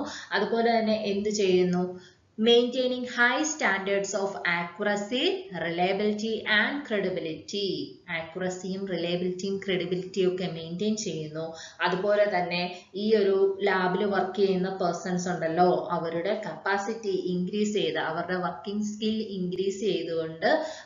ഇൻക്രീസ് ചെയ്യാൻ വേണ്ടിയിട്ട് എന്തൊക്കെ കൊടുക്കുന്നു? അവർക്ക് ട്രെയിനിങ് കൊടുക്കുന്നു, വർക്ക്ഷോപ്സ് കൊടുക്കുന്നു, സെമിനാർസ് കൊടുക്കുന്നു. ഇതെല്ലാം ഫുഡ് അനലിസ്റ്റുകൾക്ക് പ്രൊവൈഡ് ചെയ്തുകൊണ്ട് അവരുടെ വർക്കിംഗ് കപ്പാസിറ്റി ഇൻക്രീസ് ചെയ്യുന്നു, അല്ലെങ്കിൽ അവരുടെ സ്കിൽസ് കുറച്ചും കൂടെ ഇൻക്രീസ് ചെയ്ത് ഒരു ഗുഡ് ഒരു എൻവയോൺമെന്റ് ഉണ്ടാക്കിയെടുക്കുന്നു. അവർക്ക് വർക്ക് ചെയ്യാൻ വേണ്ടിയിട്ട് അവർ വർക്ക് ചെയ്യുന്ന ഒരു റീജിയനിൽ അവർക്ക് അത് എത്രയും ക്ലിയർ ആയിട്ട് അല്ലെങ്കിൽ എത്രയും ആക്യുറേറ്റ് ആയിട്ട് ചെയ്യാൻ പറ്റുമോ അതിന് വേണ്ടുന്ന ക്ലാസ്സും സെമിനാറും എങ്ങനെയാണ് ചെയ്യേണ്ടതെന്നൊക്കെയുള്ള ക്ലാസ്സസും സെമിനാർസും ഒക്കെ പ്രൊവൈഡ് ചെയ്യുന്നു. അപ്പൊ ഇത്രയൊക്കെയാണ് റഫറൽ ലബോറട്ടറീസിന്റെ ഫങ്ഷൻസ്. അപ്പൊ നമുക്ക് ഓടെ ഒന്ന് നോക്കിക്കഴിഞ്ഞാൽ അല്ലെ, ഫസ്റ്റ് തൊട്ട് റഫറൽ ലബോറട്ടറീസിന്റെ ഫങ്ഷൻസ് എന്തൊക്കെയാണ്? അവർ സ്റ്റാൻഡേർഡ്സ് ഫിക്സ് ചെയ്യുന്നു. അതുപോലെ തന്നെ ഒരു അതോറിറ്റി സെൻഡ് ചെയ്തിട്ടുള്ള ഫുഡ് സാമ്പിളിനെ ടെസ്റ്റ് ചെയ്തിട്ട് അതിന് വേണ്ടുന്ന സർട്ടിഫിക്കേഷൻ കൊടുക്കുന്നു. പിന്നെ സ്റ്റാൻഡേർഡ് ഫിക്സ് ചെയ്യുന്നു. അതുപോലെ തന്നെ എന്താണ്? Maintain accuracy, reliability and credibility in the operation. Laboratory ഓപ്പറേഷൻസിന്റെ അകത്തുള്ള ആക്യുറസിയും റിലയബിലിറ്റിയും ക്രെഡിബിലിറ്റിയും ഒക്കെ മെയിൻറ്റെയിൻ ചെയ്യുന്നു. അതുപോലെ തന്നെ ഫുഡ് ടെസ്റ്റിംഗ് ലബോറട്ടറിയിൽ വർക്ക് ചെയ്യുന്ന ഫുഡ് അനലിസ്റ്റുകൾക്ക് അവരുടെ സ്കിൽസ് ഇംപ്രൂവ് ചെയ്യാൻ വേണ്ടിയിട്ട് ട്രെയിനിങ് പ്രോഗ്രാംസ്, സെമിനാർസ് അതുപോലെ തന്നെയുള്ള കാര്യങ്ങളെല്ലാം കൊടുക്കുന്നു. അപ്പൊ ഇതൊക്കെയാണ് റഫറൽ ലബോറട്ടറീസിന്റെ ഫങ്ഷൻസ് ആയിട്ട് വരുന്നത്. ഇനി നമുക്ക് നാഷണൽ റഫറൽ ലബോറട്ടറിന്റെ ഫങ്ഷൻസ് എന്തൊക്കെയാണെന്നുള്ളത് നോക്കാം കേട്ടോ. ഓക്കെ, ഇനി നമുക്ക് ഫങ്ഷൻസ് ഓഫ് നാഷണൽ റെഫറൻസ് ലബോറട്ടറിന്റെ ഫങ്ഷൻസ് എന്തൊക്കെയാണെന്ന് നോക്കാം കേട്ടോ. അപ്പൊ അവരെന്തായിട്ടാണ് ആക്ട് ചെയ്യുന്നത്? അവരൊരു റിസർച്ച് സെന്റർ ആയിട്ടാണ് ആക്ട് ചെയ്യുന്നത്. ഫോർ എക്സാമ്പിൾ നമ്മുടെ CTCRI ഉണ്ടല്ലോ, central tuber crops research centre, തിരുവനന്തപുരത്തുള്ള. അപ്പൊ അവിടെ എന്താണ്, ഓരോ സ്വീറ്റ് പൊട്ടറ്റോന്റെ ഒക്കെ ആണെങ്കിൽ അല്ലെങ്കിൽ മറ്റേ കപ്പയുടെ ആണെങ്കിൽ പുതിയ പുതിയ വെറൈറ്റീസിനെ അവർ ഇൻട്രൊഡ്യൂസ് ചെയ്യുന്നു, അല്ലെങ്കിൽ അതിൻ്റെ ഉള്ളിൽ എങ്ങനെയൊക്കെ പുതിയ പുതിയ വെറൈറ്റിയിൽ കപ്പ ഉണ്ടാക്കാം, കപ്പ വേരിയന്റ് വേറെ വെറൈറ്റിയിൽ എങ്ങനെയൊക്കെ ഉണ്ടാക്കാം, അല്ലെങ്കിൽ സ്വീറ്റ് പൊട്ടറ്റോ വെറൈറ്റീസ് എങ്ങനെ ഉണ്ടാക്കാം എന്നുള്ള കാര്യങ്ങളെ കുറിച്ചൊക്കെ ഇന്ന് അവിടെ റിസർച്ച് ചെയ്തുകൊണ്ടിരിക്കുകയാണ്. അപ്പൊ അങ്ങനെ ഒരു റിസർച്ച് സെന്റർ ആയിട്ടാണ് ഈ ഒരു നാഷണൽ റെഫറൻസ് ലബോറട്ടറീസ് കൂടുതലായിട്ടും ഫങ്ഷൻ ചെയ്യുന്നത്. അതുപോലെ തന്നെ അവർ എന്ത് ചെയ്യുന്നു? ഡെയിലി അല്ലെങ്കിൽ റുട്ടീൻ ആയിട്ടുള്ള ടെസ്റ്റിംഗ് പ്രൊസീജിയേഴ്സിനെ സ്റ്റാൻഡർഡൈസ് ചെയ്യുന്നതും ഈ ഒരു നാഷണൽ റെഫറൻസ് ലബോറട്ടറീസ് ആണ്. അതുപോലെ തന്നെ എന്തെങ്കിലും ഒരു പ്രോബ്ലം ഉണ്ടാകുകയാണെങ്കിൽ അതിന് വേണ്ടുന്ന ടെക്നിക്കൽ സപ്പോർട്ട് പ്രൊവൈഡ് ചെയ്യുന്നതും ആരാണ്? നാഷണൽ റെഫറൻസ് ലബോറട്ടറീസ് ആണ്. അതുപോലെ തന്നെ ബാക്കിയുള്ള നോട്ടിഫൈഡ് ലബോറട്ടറീസിന്റെ പെർഫോമൻസിനെ ഇവാലുവേറ്റ് ചെയ്യുന്നതും ആരാണ്? നാഷണൽ റെഫറൻസ് ലബോറട്ടറീസ് ആണ്. നോട്ടിഫൈഡ് ലബോറട്ടറീസ് എന്ന് വെച്ച് കഴിഞ്ഞാൽ FSSAI നോട്ടിഫൈ ചെയ്തിട്ടുള്ള നോട്ടിഫൈഡ് ലബോറട്ടറീസ്, അവരുടെ പെർഫോമൻസുകളൊക്കെ ഇവാലുവേറ്റ് ചെയ്യുന്നതും ഈ ഒരു നാഷണൽ റെഫറൻസ് ലബോറട്ടറീസ് ആണ്. ഞാൻ ഫസ്റ്റ് തന്നെ പറഞ്ഞിരുന്നു, ഈ നോട്ടിഫൈഡ് ലബോറട്ടറീസ് എന്ന് വെച്ച് കഴിഞ്ഞാൽ എന്താണ്? നാഷണൽ റെഫറൻസ് ലബോറട്ടറിനെയും ആൻസിലറി നാഷണൽ റെഫറൻസ് ലബോറട്ടറിനെയും കൂടെ ചേർത്തിട്ടാണ് എന്താണ് നോട്ടിഫൈഡ് ലബോറട്ടറീസ് എന്ന് പറഞ്ഞല്ലോ. ഏകദേശം എത്ര എണ്ണം ഉണ്ട്? 112 എണ്ണത്തോളം ഉണ്ട്. അപ്പൊ ഈ ബാക്കിയുള്ള ലബോറട്ടറീസിന്റെ എല്ലാം ഫങ്ഷൻസിനെയും പെർഫോമൻസിനെയും ഒക്കെ ഇവാലുവേറ്റ് ചെയ്യുന്ന ആരാണ്? നാഷണൽ റെഫറൻസ് ലബോറട്ടറിയാണ്. അതുപോലെ തന്നെ എന്താണ്? Coordinate and exchange information among notified food laboratories. Notified food laboratories തമ്മിലുള്ള ഇൻഫർമേഷൻസിന്റെ എക്സ്ചേഞ്ച് അതിനെ കോർഡിനേറ്റ് ചെയ്യുന്നതൊക്കെ ആരാണ്? നാഷണൽ റെഫറൻസ് ലബോറട്ടറി ആണ്. അതുപോലെ തന്നെ പല ലബോറട്ടറീസ് നിന്ന് കിട്ടിയ ഡേറ്റാനെ കൊളാബറേറ്റ് ചെയ്തിട്ട് അതിനെ ഒരു ഒറ്റ ഡേറ്റയാക്കി മാറ്റിക്കൊണ്ട് അതിനെ ഓതറൈസ്ഡ് ആയിട്ടുള്ള എന്ന് വെച്ചാൽ ഇൻ കേസ് നാഷണൽ റെഫറൻസ് ലബോറട്ടറിയുടെ ഓതറൈസ്ഡ് ആയിട്ടുള്ള പേഴ്സണൽസ് എന്ന് പറയുമ്പോൾ ഗവൺമെന്റ് ആണ്, ഗവൺമെന്റിനെ അറിയിക്കുന്നു, ഗവൺമെന്റിന്റെ അടുത്ത് പറയുന്നു ഇന്ന കാര്യങ്ങളൊക്കെയാണ്, ഇതൊക്കെയാണ് അതിന്റെ സ്റ്റാൻഡേർഡ്സ്, അങ്ങനെയുള്ള കാര്യങ്ങളെല്ലാം അവരെ ഓതറൈസ് ചെയ്ത് അവരുടെ ഗവൺമെന്റിനെ അറിയിക്കുന്നു. അപ്പൊ ഈ കാര്യങ്ങളൊക്കെ ചെയ്യുന്ന ആരാണ്? നാഷണൽ റെഫറൻസ് ലബോറട്ടറീസ് ആണ്. അപ്പൊ അത് മനസ്സിലായെന്ന് വിചാരിക്കുന്നു. അപ്പൊ അതൊരു റിസർച്ച് സെന്റർ ആയിട്ടാണ് ആക്ട് ചെയ്യുന്നത്. അതുപോലെ തന്നെ ടെസ്റ്റിംഗ് മെത്തേഡ്സിന് വേണ്ടുന്ന റുട്ടീൻ ടെസ്റ്റിംഗിന് വേണ്ടിയിട്ടുള്ള ടെസ്റ്റിംഗ് മെത്തേഡ്സിനെ സ്റ്റാൻഡർഡൈസ് ചെയ്യുന്നത് ആരാണ്? നാഷണൽ റെഫറൻസ് ലബോറട്ടറീസ് ആണ്. അതേസമയം റെഫറൽ ലബോറട്ടറി എന്താണ് സ്റ്റാൻഡർഡൈസ് ചെയ്യുന്നത്? ഫുഡ് ആർട്ടിക്കിൾസിന്റെ സ്റ്റാൻഡേർഡ്സ് ആണ് അവർ പ്രൊവൈഡ് ചെയ്യുന്നത്. അതേസമയം നമ്മുടെ നാഷണൽ റെഫറൻസ് ലബോറട്ടറി എന്താണ് ചെയ്യുന്നത്? റൊട്ടീൻ ടെസ്റ്റിംഗ് പ്രൊസീജിയേഴ്സിന്റെ സ്റ്റാൻഡേർഡ്സ് ആണ് അവർ കൊടുക്കുന്നത് കേട്ടോ. മറ്റേത് ഓരോ ഫുഡ് ആർട്ടിക്കിളിന് ഇന്ന സ്റ്റാൻഡേർഡ് എന്നുണ്ട്. ഞാൻ പറഞ്ഞല്ലോ മിൽക്കിന് ഇപ്പൊ ആ ഒരു സ്റ്റാൻഡേർഡ് പ്രൊവൈഡ് ചെയ്യുന്ന അത് നമ്മുടെ റെഫറൽ ലബോറട്ടറിയും. ഇനി ആ ഒരു മിൽക്കിന്റെ അകത്തുള്ള കാർബോഹൈഡ്രേറ്റ് ടെസ്റ്റ് ചെയ്യുമ്പോൾ ആ ടെസ്റ്റിംഗ് പ്രൊസീജിയേഴ്സ് ഉണ്ട്, ആ പ്രൊസീജിയേഴ്സിനെ സ്റ്റാൻഡർഡൈസ് ചെയ്യുന്നത് ആരാണ്? നാഷണൽ റെഫറൻസ് ലബോറട്ടറി ആണ്. പിന്നെ ബാക്കിയുള്ള നോട്ടിഫൈഡ് ലബോറട്ടറീസിന്റെ പെർഫോമൻസിനെ ഇവാലുവേറ്റ് ചെയ്യുന്നു, ടെക്നിക്കൽ സപ്പോർട്ട് കൊടുക്കുന്നു. അതുപോലെ തന്നെ അവിടെ നിന്ന് കിട്ടുന്ന എല്ലാ നോട്ടിഫൈഡ് ലബോറട്ടറീസിൽ നിന്നും അല്ലെങ്കിൽ റെഫറൽ ലബോറട്ടറീസിൽ നിന്നും കിട്ടുന്ന ഡേറ്റാസിനെ കൊളാബറേറ്റ് ചെയ്ത്, എന്തിനെയൊക്കെയാണ് കൊളാബറേറ്റ് ചെയ്യുന്നത്? നോട്ടിഫൈഡ് ഫുഡ് ലബോറട്ടറീസിൽ നിന്നും റെഫറൽ ഫുഡ് ലബോറട്ടറീസിൽ നിന്നും കിട്ടുന്ന ഡേറ്റാസിനെ കൊളാബറേറ്റ് ചെയ്തിട്ട് അതിനെ കളക്ട് ചെയ്ത് കമ്പൈൻ ചെയ്ത് ആർക്ക് കൊടുക്കുന്നു? ഗവൺമെന്റിന് കൈമാറുന്നു. ഇതൊക്കെയാണ് നാഷണൽ റെഫറൻസ് ലബോറട്ടറീസ് അവരുടെ ഫങ്ഷൻസ് എന്ന് പറയുന്നത്. ഓക്കെ, ക്ലിയർ ആയെന്ന് വിചാരിക്കുന്നു. ഇത് കുറച്ച് NRLസിന്റെ ലിസ്റ്റ് ആണ് ഈ കൊടുത്തിട്ടുള്ളത്. NRLs എന്തിനു വേണ്ടിയിട്ട്, എന്ത് സ്പെസിഫിക് ഫംഗ്ഷന് വേണ്ടിയിട്ടാണ് അവർ NRLs ആയിട്ട് നിയമിച്ചിട്ടുള്ളത് എന്നുള്ള കാര്യങ്ങളാണ് ഈ ടേബിളിൽ കൊടുത്തിട്ടുള്ളത്. ഫോർ എക്സാമ്പിൾ ആയിട്ട് ഞാനിപ്പോൾ പറയുകയാണെങ്കിൽ CSIR central food technological research institute മൈസൂരിലുള്ള നമ്മുടെ CSIR ഒരു നാഷണൽ റെഫറൻസ് ലബോറട്ടറി ആണ്. അത് എന്ത് പർപ്പസിന് വേണ്ടിയിട്ടാണ് NRL ആയിട്ട് അതിനെ സ്പെസിഫിക് ആയിട്ടുള്ള എന്ത് ഫംഗ്ഷന് വേണ്ടിയിട്ടാണ്? ഹെൽത്ത് സപ്ലിമെന്റ്സിന്റെ ന്യൂട്രീഷണൽ ഇൻഫർമേഷന്റെ ഒക്കെ ബേസ് അതിന് വേണ്ടിയിട്ടാണ്. ഹെൽത്ത് സപ്ലിമെന്റ്സ് ഒക്കെ ഉണ്ടാക്കുമ്പോൾ അതിന് വേണ്ടുന്ന സ്റ്റാൻഡേർഡ്സ് ഒക്കെ പ്രൊവൈഡ് ചെയ്യുന്ന അല്ലെങ്കിൽ ന്യൂട്രീഷണൽ ഇൻഫർമേഷൻ ഒക്കെ കൊടുക്കാൻ വേണ്ടിയിട്ടൊക്കെയാണ് അവരെ NRL ആയിട്ട് നിയമിച്ചിട്ടുള്ളത്. അതുപോലെ തന്നെ ഞാനിപ്പോൾ റാൻഡം ആയിട്ട് നമുക്ക് കുറച്ചുകൂടെ പരിചയമുള്ള കാര്യങ്ങൾ ഞാൻ പറയാം. ഇപ്പൊ നമ്മുടെ കൊച്ചിയിലുള്ള എക്സ്പോർട്ട് ഇൻസ്പെക്ഷൻ ഏജൻസി അവരെന്താണ് ചെയ്യുന്നത്? അവര് ജനറ്റിക്കലി മോഡിഫൈഡ് ഉള്ള ഫുഡിന്റെ കാര്യങ്ങളാണ്, അതിന്റെ സ്റ്റാൻഡേർഡ്സ് അതൊക്കെയാണ് മെയിൻ ആയിട്ട് അവിടെ ചെയ്യുന്നത്. ഇനി അടുത്ത പഞ്ചാബ് ബയോടെക്നോളജി ഇൻക്യുബേറ്റർ, പഞ്ചാബിലുള്ള ആ ഒരു ലബോറട്ടറി എന്താണ് ചെയ്യുന്നത്? സ്വീറ്റ്സ്, കൺഫെക്ഷണറീസ്, അതുപോലെ തന്നെ സ്വീറ്റനിങ് ഏജൻസ് അതിൻ്റെയൊക്കെ സ്റ്റാൻഡേർഡ്സ് ഒക്കെ പ്രൊഡ്യൂസ് ചെയ്യുക, ടെസ്റ്റ് മെത്തേഡ്സ് ഒക്കെ സ്റ്റാൻഡേർഡൈസ് ചെയ്യുകയൊക്കെയാണ് അവർ ചെയ്യുന്നത് കേട്ടോ. അങ്ങനെ ഓരോന്നിൻ്റെതായിട്ട് കൊടുത്തിട്ടുണ്ട്. ജസ്റ്റ് ആ ഒരു ടേബിൾ ഒന്ന് വായിച്ചു നോക്കി മനസ്സിലാക്കുക കേട്ടോ. വായിക്കുമ്പോൾ തന്നെ മനസ്സിലാകും ഇന്ന ഇൻസ്റ്റിറ്റ്യൂട്ട് എന്തിനു വേണ്ടിയിട്ടാണ് അവര് വർക്ക് ചെയ്യുന്നത് എന്നുള്ള കാര്യങ്ങളാണ് ആ ഒരു ടേബിളിൽ കൊടുത്തിട്ടുള്ളത് കേട്ടോ. ഇനി നമ്മുടെ അടുത്തൊരു ടോപ്പിക്കാണ് സ്റ്റേറ്റ് ഫുഡ് ലബോറട്ടറീസ് എന്ന് പറയുന്നത്. സ്റ്റേറ്റ് ഫുഡ് ലബോറട്ടറീസ് എന്ന് വെച്ച് കഴിഞ്ഞാൽ എന്താണ്? ഓരോ സ്റ്റേറ്റിലും ഓരോ ഫുഡ് ടെസ്റ്റിംഗ് ലബോറട്ടറി എങ്കിലും വേണം. അപ്പൊ അങ്ങനെയുള്ള ഒരു ഫുഡ് ലബോറട്ടറിനെയാണ് സ്റ്റേറ്റ് ഫുഡ് ലബോറട്ടറീസ് എന്ന് പറയുന്നത്.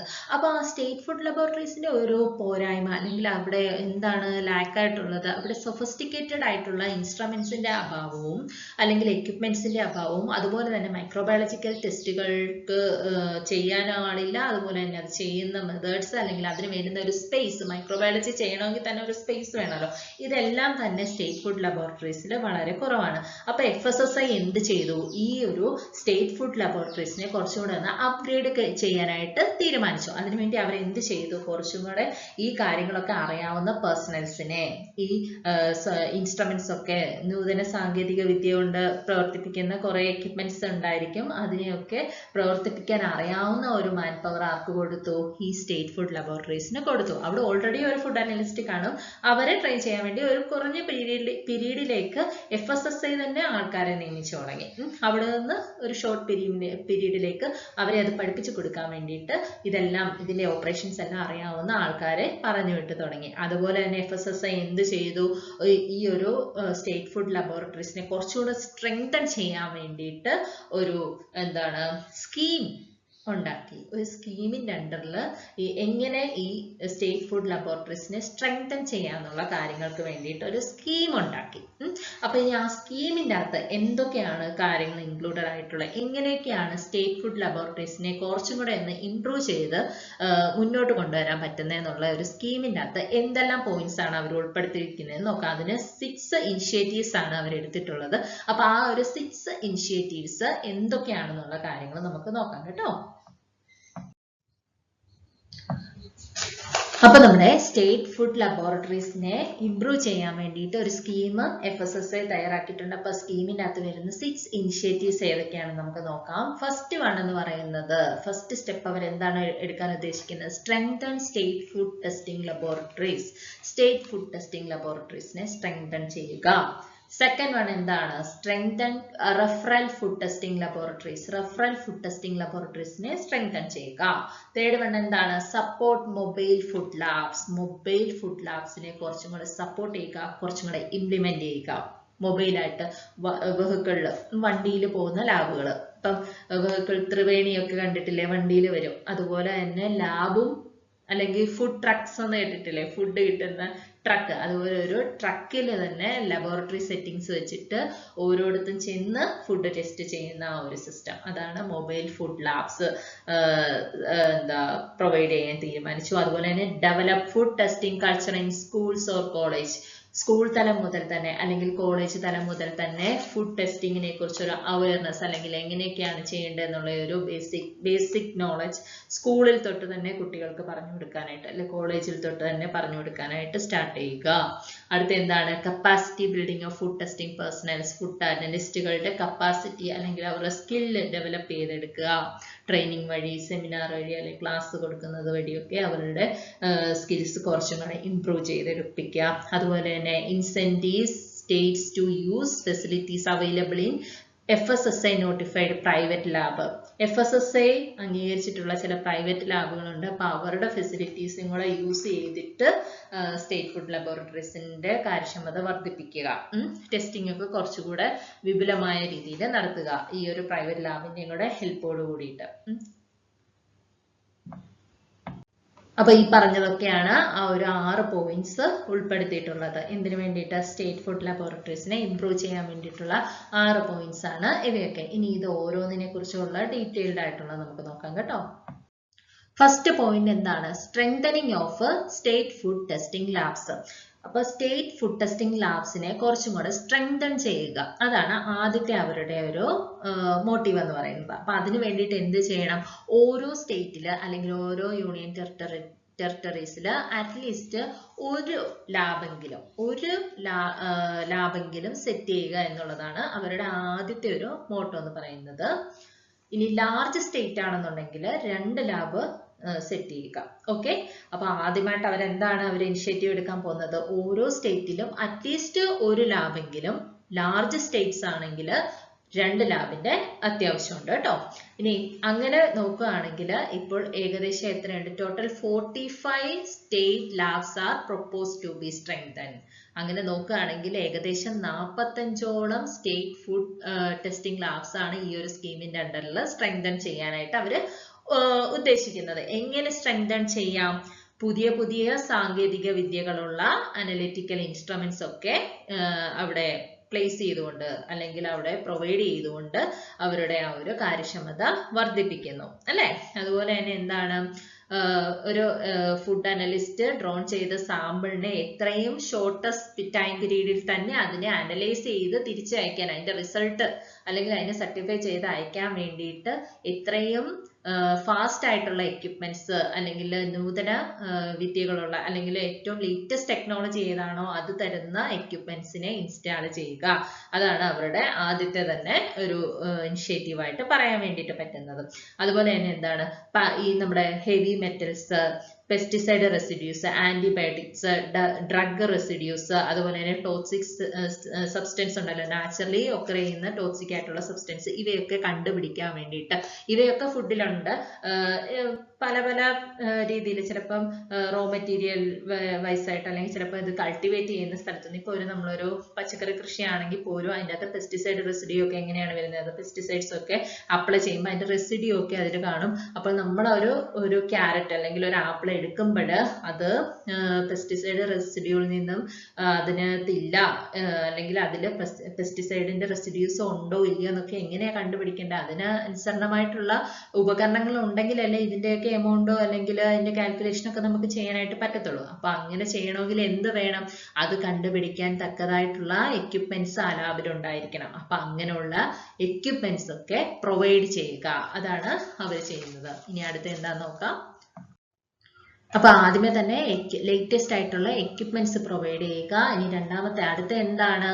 ഈ സാമ്പിള് കിട്ടുന്നതും അത് അനലൈസ് ചെയ്യുന്നതും തമ്മിലുള്ള ഒരു ടൈം ഗ്യാപ്പ് ഉണ്ടല്ലോ. എന്ന് വെച്ചാൽ ഇപ്പോൾ ഒരു ലബോറട്ടറിയിൽ ഒരു ഫുഡ് സാമ്പിൾ കിട്ടി, അത് അനലൈസ് ചെയ്ത് കൊടുക്കാൻ എടുക്കുന്ന ടൈം, ഫോർ എക്സാമ്പിൾ 1 ഡേയോ 2 ഡേയോ, അതിനെ എത്രയും പെട്ടെന്ന് തന്നെ എത്തിക്കാൻ പറ്റുന്നോ അത്രയും പെട്ടെന്ന് എത്തിക്കാനായിട്ടുള്ള കാര്യങ്ങൾ ചെയ്യുക. അത് ഓൾറെഡി നമുക്ക് എഫിഷ്യന്റ് ആയിട്ടുള്ള ലബോറട്ടറി എക്യുപ്മെന്റ്സ് ഉണ്ടെങ്കിൽ തന്നെ എത്രയും പെട്ടെന്ന് തന്നെ റിസൾട്ട് നമുക്ക് കിട്ടും. ചിലപ്പോൾ ചിലതിലൊക്കെ സാമ്പിൾ ജസ്റ്റ് വെച്ച് കൊടുത്താൽ മതി, അപ്പൊ തന്നെ റിസൾട്ട് എല്ലാം വരും. അപ്പൊ അങ്ങനെയുള്ള എക്യുപ്മെന്റ്സ് ഉണ്ടെങ്കിൽ നമ്മളുടെ ടൈമും അതുപോലെ തന്നെ നമുക്ക് കുറയ്ക്കാനായിട്ട് പറ്റും. അനലൈസ് ചെയ്യുന്ന ടൈം കുറയ്ക്കാനായിട്ട് ഈ എക്യുപ്മെന്റ്സിന് സഹായിക്കും അല്ലെ. അതുപോലെ തന്നെ FSSAI സ്റ്റാൻഡേർഡ്സ്, ഫുഡിലുള്ള FSSAI സ്റ്റാൻഡേർഡ്സിനെ കുറച്ചും കൂടെ ഒന്ന് എൻഷുർ ചെയ്യുക. അതൊക്കെയാണ് ചെയ്യേണ്ടത്. കുറച്ചുകൂടെ സ്റ്റാൻഡേർഡ്സ് ഒക്കെ കറക്റ്റ് ആണോ എന്നുള്ള രീതിയിലൊക്കെ ഒന്ന് നോക്കുക. അതുപോലെ തന്നെ എന്താണ്, ഒരു ലാബ് സെറ്റപ്പ് ചെയ്തിട്ടുണ്ടെങ്കിൽ അല്ലെങ്കിൽ അതിലെ എക്യുപ്മെന്റ്സ് ഒക്കെ ഇൻസ്റ്റാൾ ചെയ്തിട്ടുണ്ടെങ്കിൽ മിനിമം 2 ഇയറിനകത്ത് തന്നെ അത് NABL അക്രഡേഷന് വേണ്ടുന്ന കാര്യങ്ങളൊക്കെ ചെയ്യുക. ആ ലാബ് എത്രയും പെട്ടെന്ന് തന്നെ NABL അക്രഡേഷൻ കിട്ടാൻ വേണ്ടുന്ന, NABL അക്രഡേഷൻ കിട്ടണമെങ്കിൽ കുറച്ച് പ്രൊസീജിയേഴ്സ് ഉണ്ട്. ആ പ്രൊസീജിയേഴ്സ് എല്ലാം തന്നെ മാനിച്ചുകൊണ്ട് അതോടെ ഇംപ്ലിമെന്റ് ചെയ്തുകൊണ്ട് എത്രയും പെട്ടെന്ന് 2 വർഷത്തിനകത്ത് തന്നെ NABL അക്രഡേഷൻ വാങ്ങിച്ചെടുക്കുക ആ ലാബിന്. അപ്പൊ അതിന് വേണ്ടുന്ന കാര്യങ്ങൾ ചെയ്യുക. അതുപോലെ തന്നെ എന്താണ്, ഒരു റിസോഴ്സ് പോയിന്റ് ആയിട്ട് ആക്ട് ചെയ്യുക അല്ലെ. അതെ, എങ്ങനെയാണ് ഒരു റിസോഴ്സ് പോയിന്റ് ആയിട്ട് ആക്ട് ചെയ്യാൻ പറ്റുന്നത്? അത് ട്രെയിനിങ് കൊടുത്തിട്ട്, അല്ലെങ്കിൽ ഈ അസിസ്റ്റിംഗ് ആയിട്ടുള്ള ചില ഗവൺമെന്റ് അല്ലെങ്കിൽ പബ്ലിക് ഫുഡ് ടെസ്റ്റിംഗ് ലബോറട്ടറീസ് ഒക്കെ ഉണ്ടല്ലോ, അതിന് ട്രെയിനിങ് ഒക്കെ പ്രൊവൈഡ് ചെയ്ത് അതിന്റെ ക്വാളിറ്റി ഇംപ്രൂവ് ചെയ്തുകൊണ്ട് അതിനൊരു ആ ഒരു ക്വാളിറ്റി കൊടുക്കാൻ വേണ്ടുന്ന റിസോഴ്സ് ആയിട്ട് മാറ്റുക ഈ സ്റ്റേറ്റ് ഫുഡ് ടെസ്റ്റിംഗ് ലാബ്സിനെ. മനസ്സിലായില്ലേ? അപ്പൊ അങ്ങനെ ഒരു റിസോഴ്സ് മെറ്റീരിയൽ ആയിട്ട് മാറാനായിട്ട് വേണ്ടുന്ന കാര്യങ്ങൾ ചെയ്യുക. അതുപോലെ തന്നെ online laboratory data management system introduce ചെയ്യുക. ഓൺലൈൻ ആയിട്ട് തന്നെ ലബോറട്ടറി ഡേറ്റാസിനെ മാനേജ് ചെയ്യാനുള്ള ഒരു സിസ്റ്റം ഇൻട്രൊഡ്യൂസ് ചെയ്യുക. അതിനെന്താണ്? Laboratory information management system. Laboratory information management സിസ്റ്റത്തിന്റെ ഹെൽപ്പോടുകൂടി എല്ലാ ഡേറ്റാസിനെയും ഓൺലൈൻ ആക്കുക. അപ്പൊ അങ്ങനെ ആകുമ്പോൾ തന്നെ കുറച്ച് ഈ ഒരു പേപ്പർ വർക്ക്സ് ഒക്കെ ആണെങ്കിൽ തന്നെ നഷ്ടപ്പെട്ടു പോകാതിരിക്കാനുള്ളൊക്കെ കുറെ കാര്യങ്ങൾ ഓൺലൈൻ ആക്കി കഴിയുമ്പോൾ തന്നെ മാറിക്കിട്ടും. അപ്പൊ മെയിനായിട്ട് എന്താണ്, എന്തെങ്കിലും ഒരു ഫ്ലഡ് വരുമ്പോഴൊക്കെ ഇൻഫർമേഷൻസ് ഒക്കെ ലോസ് ചെയ്ത് പോകാനുള്ള ചാൻസ് ഉണ്ട്. അപ്പൊ നമ്മൾ ഓൺലൈൻ ആക്കി വെക്കുകയാണെങ്കിലോ അപ്പൊ അതിന്റെ ഇൻഫർമേഷൻസും കാര്യങ്ങളും ഒന്നും നഷ്ടപ്പെട്ടു പോകില്ല. അതുവഴി നമുക്ക് ആ ലാബിനെ സ്ട്രെങ്തൻ ചെയ്യാനായിട്ട് പറ്റില്ലേ.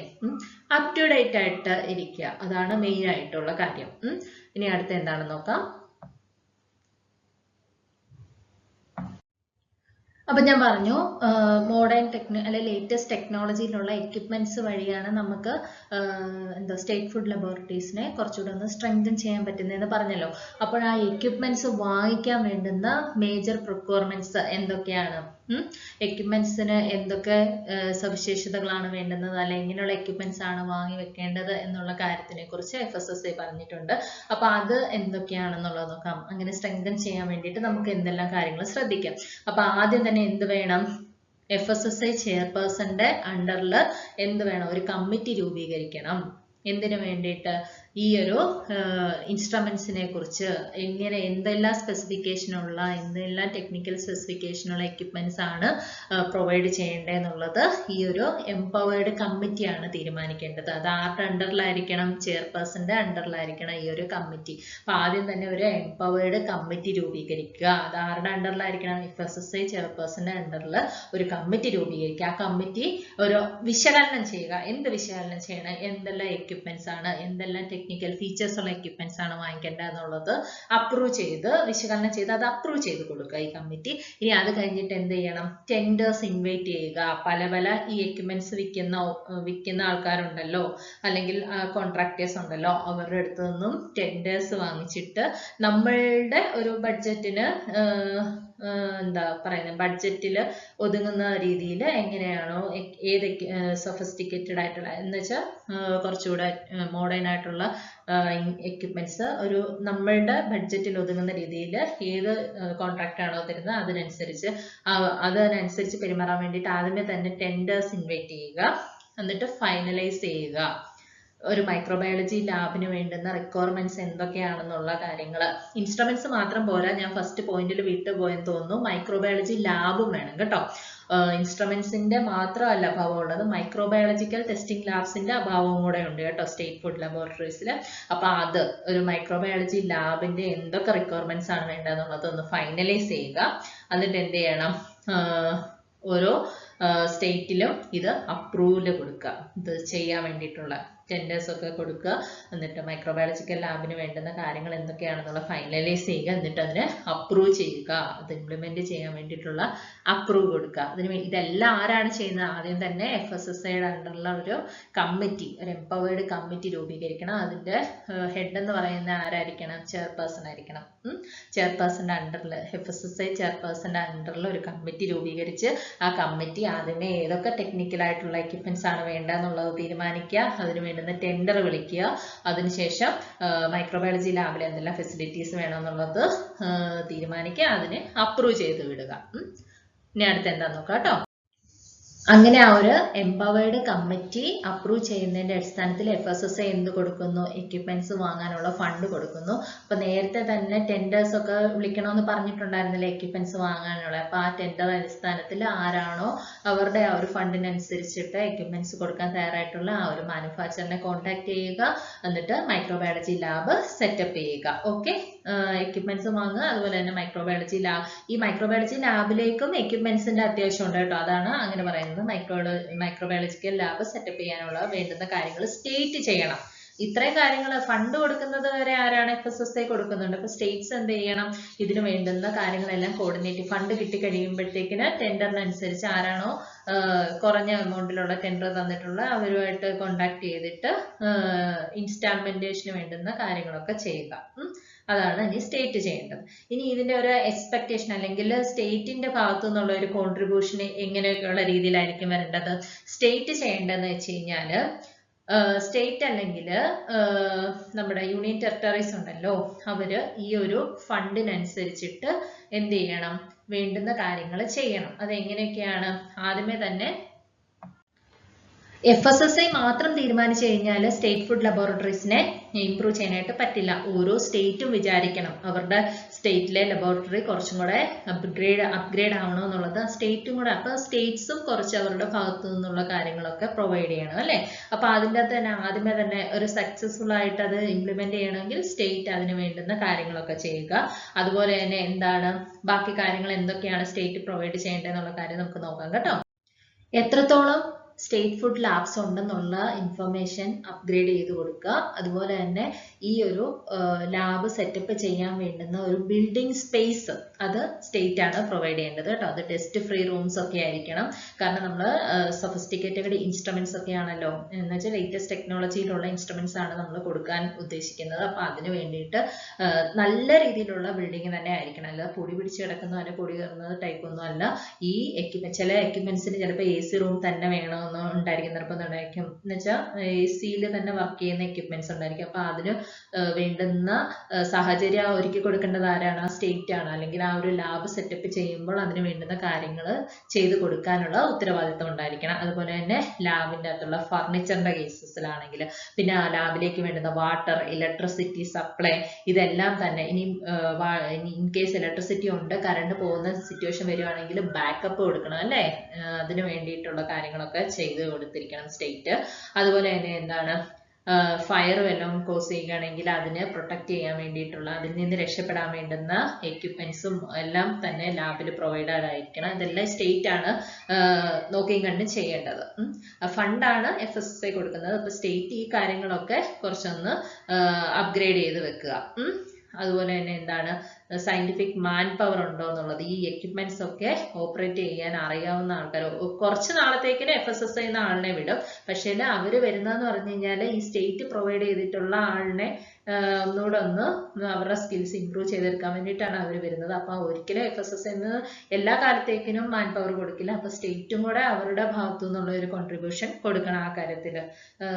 കുറച്ചെങ്കിലും അറിയാവുന്ന ആൾക്കാരെയൊക്കെ നിയമിച്ച്, അപ്പൊ FSSAI ആൾ വരുമ്പോൾ അവർക്ക് കുറച്ചുകൂടെ എളുപ്പമായിരിക്കുമല്ലോ കാര്യങ്ങൾ. അപ്പൊ അങ്ങനെയുള്ള കാര്യങ്ങളൊക്കെ ശ്രദ്ധിക്കുക.